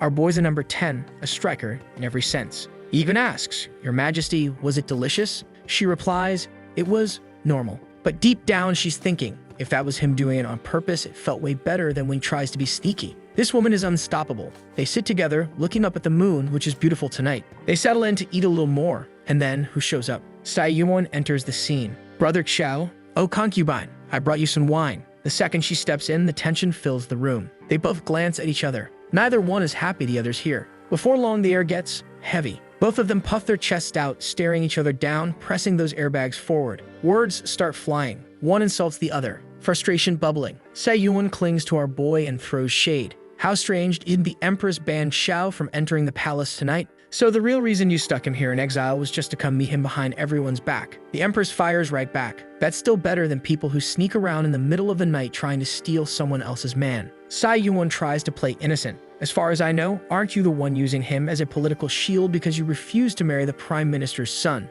The Empress points directly at her. Shield or not, the moment he entered the palace, he became my man, from birth until death. Damn, there's no way out for our boy. Not that he wants one. The Empress even smacks Sai Yuan's assets, saying, "You keep flashing those around just to get attention, don't you?" Sai Yuan snaps, ready to go off. "You want to go? Let's go." She lunges forward, trying to grab hers. Meanwhile, our boy's standing back, watching all like, "Incredible. My life is amazing." Sai Yuan finally sighs. "If we keep fighting like this, we'll never get anywhere." The Empress goes, "Then what do you want?" Sai Yuan smirks. "Fighting won't solve it. Let's settle this with wine." "Got the guts for that, Your Majesty." The Empress raises her hand confidently. "You think I'm afraid of you? Let's go." Bam. Challenge accepted. Both women slap their hands down on the table, raise their cups. Wine splashes everywhere. They both glance back and stare straight at the protagonist. Ah, now I get it. They want him to serve them drinks. Of course. So now our poor guy who hates working is running back and forth. Pour a little here, pour a little there. The Empress, already tipsy,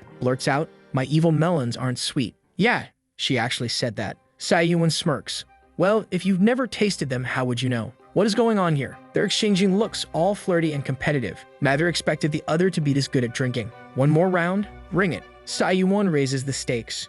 This time, let's mix it up. We each perform a technique. Whoever messes up, drinks. The blonde nods. Let's do it. Cut to our guys sitting on the roof while they duke it out in the sky. One punch. Gulp. A knee to the ribs, another gulp. The pile of empty pots below is growing. He's watching worried now. These two drank way too much. And that wine she brought had some kick to it. He glances toward a tree. The two women are now sitting beneath it, side by side, crying. The Empress sobs, "My parents disappeared. And you have the nerve to try to take Xiao Qian from me?" Sai Yuan wipes her tears.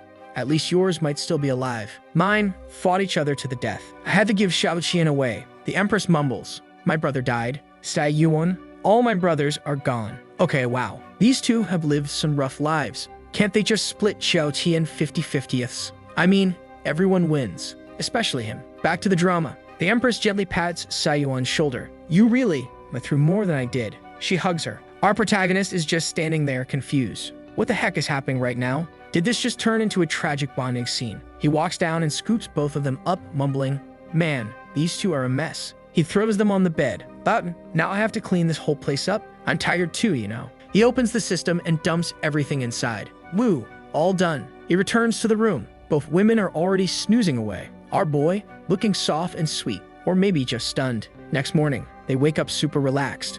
Both slept soundly, all snuggled up together. Wait a second, was that a kiss? Yep, totally caught off guard. They both freak out and spit to the side. Sai Yuan screams, "You disgusting thief. I knew you were a kiss bandit." The Empress growls back, "You were the one who stole the kiss, not me." The tension's back. They're ready to fight again, until our little hero walks in. Already full of energy this early, huh? He catches them both staring him down and instantly backs out. "Okay, I'm making breakfast. Peace." Sai Yuan says, "He looks so adorable when he looks at me like that." The Empress scoffs, "You idiot. He was looking at me, not you." Sai Yuan scoffs and says, "Wow, you're really confident to think he was actually looking at your buns." The Empress snaps, turning with fire in her eyes, "I'm gonna punch you." Meanwhile, our boy's just chilling by the door, admiring the two of them fighting over him like it's the best soap opera he's ever seen. Cut to a bit later. Everyone's having breakfast. Just some good old instant noodles for the girls. They're slurping it up, loving it, saying he's just as good as Mr. John. He is all flustered. "Oh no, just a little.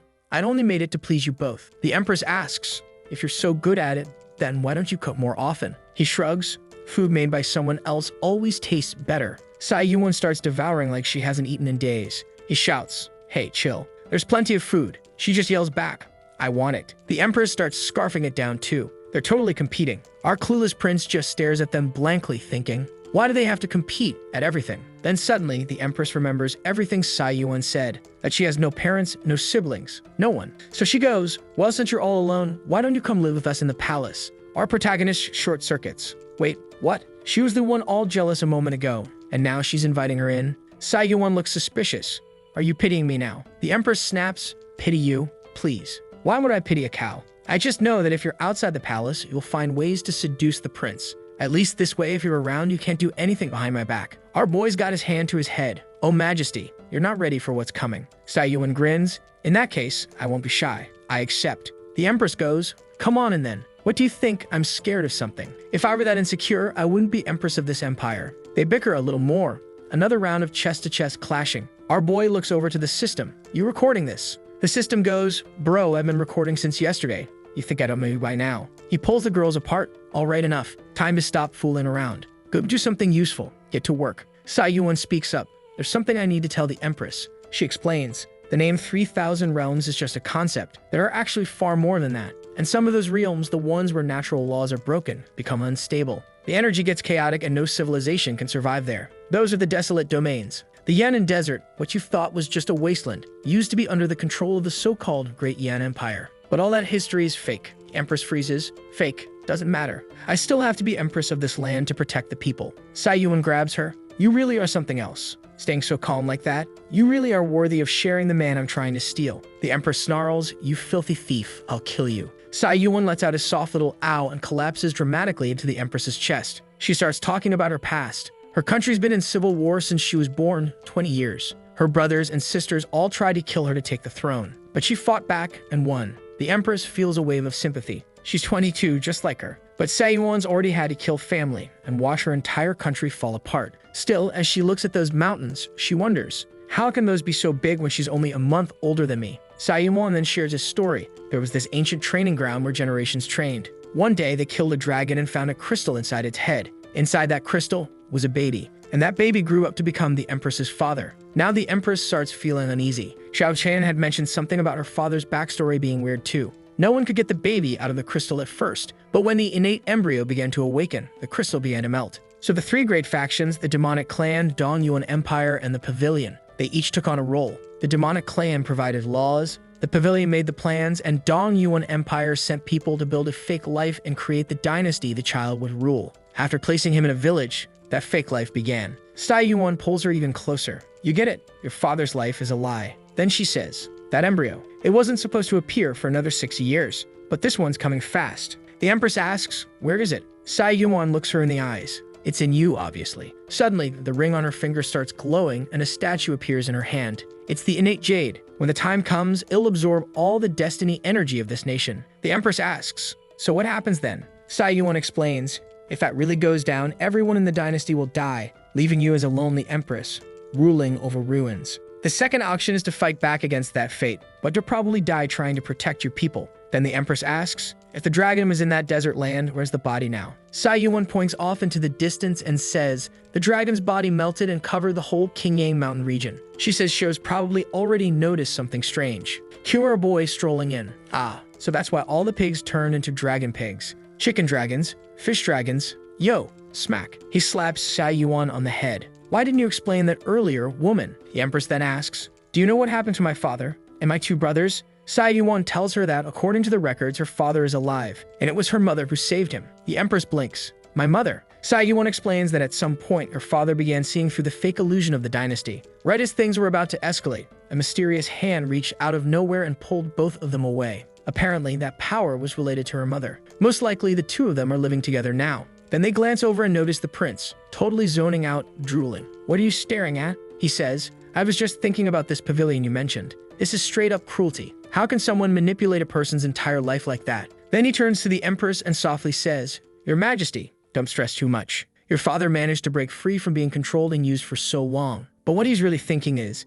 damn, they built a whole fake dynasty just so the guy could live a cozy rice-eating life. No wonder he doesn't even bother with his daughter anymore. Why can't I meet a normal woman like her dad? I'm stuck with these lunatics. The two women just stare at each other. What's his deal? I dunno. The prince keeps musing. I've got two women funding my whole life, so why do I still feel like such a bum? Wait, got it. He walks over to the Empress and goes, my wife, she's just not strong enough. The Empress stares blankly. Huh, what's the problem? Xiao Tian? He goes, you know what they say, you need to be strong to strike metal. He assumes she already figured this all out, that she let Sayuan into their lives to train with her, so she could grow stronger. He winks. Your Majesty, you really thought this through, didn't you? The Empress is just lost. Wait, what? I thought it through. Thought what through? She coughs awkwardly and says, so, after my dad vanished, I became his replacement, huh? Sayuan nods. Yeah, it was supposed to be one of your brothers, but neither of them awakened the dynasty's power. You did 4 years ago, and funny enough, I almost died 4 years ago too, when I took the throne. The prince pauses. 4 years ago? That's when I almost died too. The Empress gasps, what happened in your kingdom? He explains, it was a miserable day, pouring rain. I was being hunted down. I'd already been slashed multiple times. Then some girl saved me. and weirdly, the people chasing me couldn't see me anymore. Even though I was soaking wet, stuck in an alley. No way they missed me. The Empress asks what she looked like. Sayuan interrupts. Wait, just tell me. Did that girl become important to you? The prince shakes his head. No, she disappeared like a ghost. I just find it strange that all three of us nearly died that same year. Also, her hair was silver, super rare. And the most unforgettable thing about her were her eyes. They were beautiful, just like yours. Bit of a random compliment there, buddy. Then he adds, and her eyebrows had this unique charm, like Sayuan's. The two girls blush. Oh please, he's just spouting nonsense to flatter us. Realizing what he said, the prince slaps his own forehead. Wait, no, I wasn't trying to flatter you. That girl really had your eyes, and your eyebrows. The girls grab him. You deserve a reward after all you've been through. The Empress nearly has a heart attack, tongue out, screaming at Sayuan to let him go. And once again, they're brawling. Xiao just calls out, system. Yes, sir. Already recording. Xiao just say, nice. 5 stars for you. The two girls had been arguing all day until the protagonist finally asked, system, is there a way I can help them get stronger? The system replied that if his intentions were genuine, he could influence their growth, but it depends on the soul connection he has with each person. Then it pulled up a chart showing the level of soul affinity with everyone around him. The protagonist blinked in disbelief. Wait, why does Mr. Zhang have a 90% score? What kind of man has that much spiritual connection with me? The system explained that the percentage increases with the amount of time spent together, and it revealed that the reason the Empress had been improving so much lately was simply because she was always near him. He glanced sideways.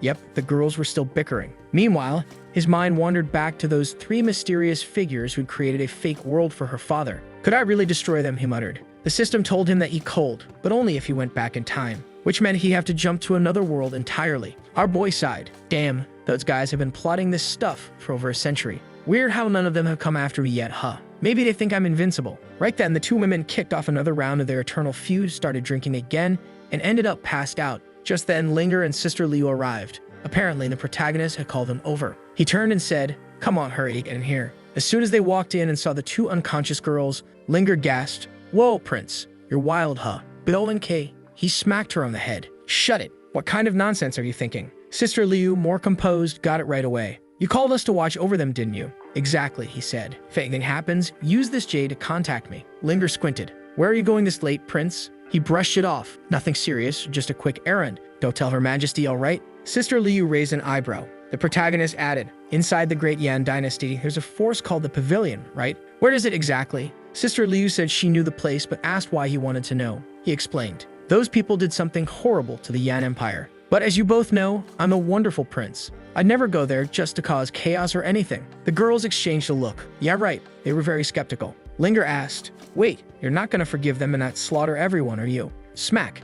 Another head tap. What have I been teaching you? I'm trying to build up good karma. What do you think I am, huh? Linger pointed out that all the head smacking didn't seem very karmic. Sister Liu added that sure, he built orphanages and helped the poor, but he also executed over 100 officials. Hard to tell what his plans really were. The protagonist calmed them down. The pavilion did bad things, yeah, but not everyone there is evil. Humans make mistakes. I'm just going to give them a chance to make things right. And with that, he took off at lightning speed. Linger sighed. Well, the pavilion's screwed. Totally dead, Liu agreed. Then we cut to a branch of the pavilion located within the Yan Dynasty. At the top of a mountain, an old man stood saying, ah, this place brings back memories. This is where we found the dragon, the emperor, and struck the deal. It's been over 100 years since we started this project. And now we're finally about to reap the rewards. When the time comes, I'll use her body to craft an elixir. One that might let my daughter bear a child of pure blood. A subordinate rushed in. My lord, someone's approaching the mountain. The old man raised an eyebrow. Huh?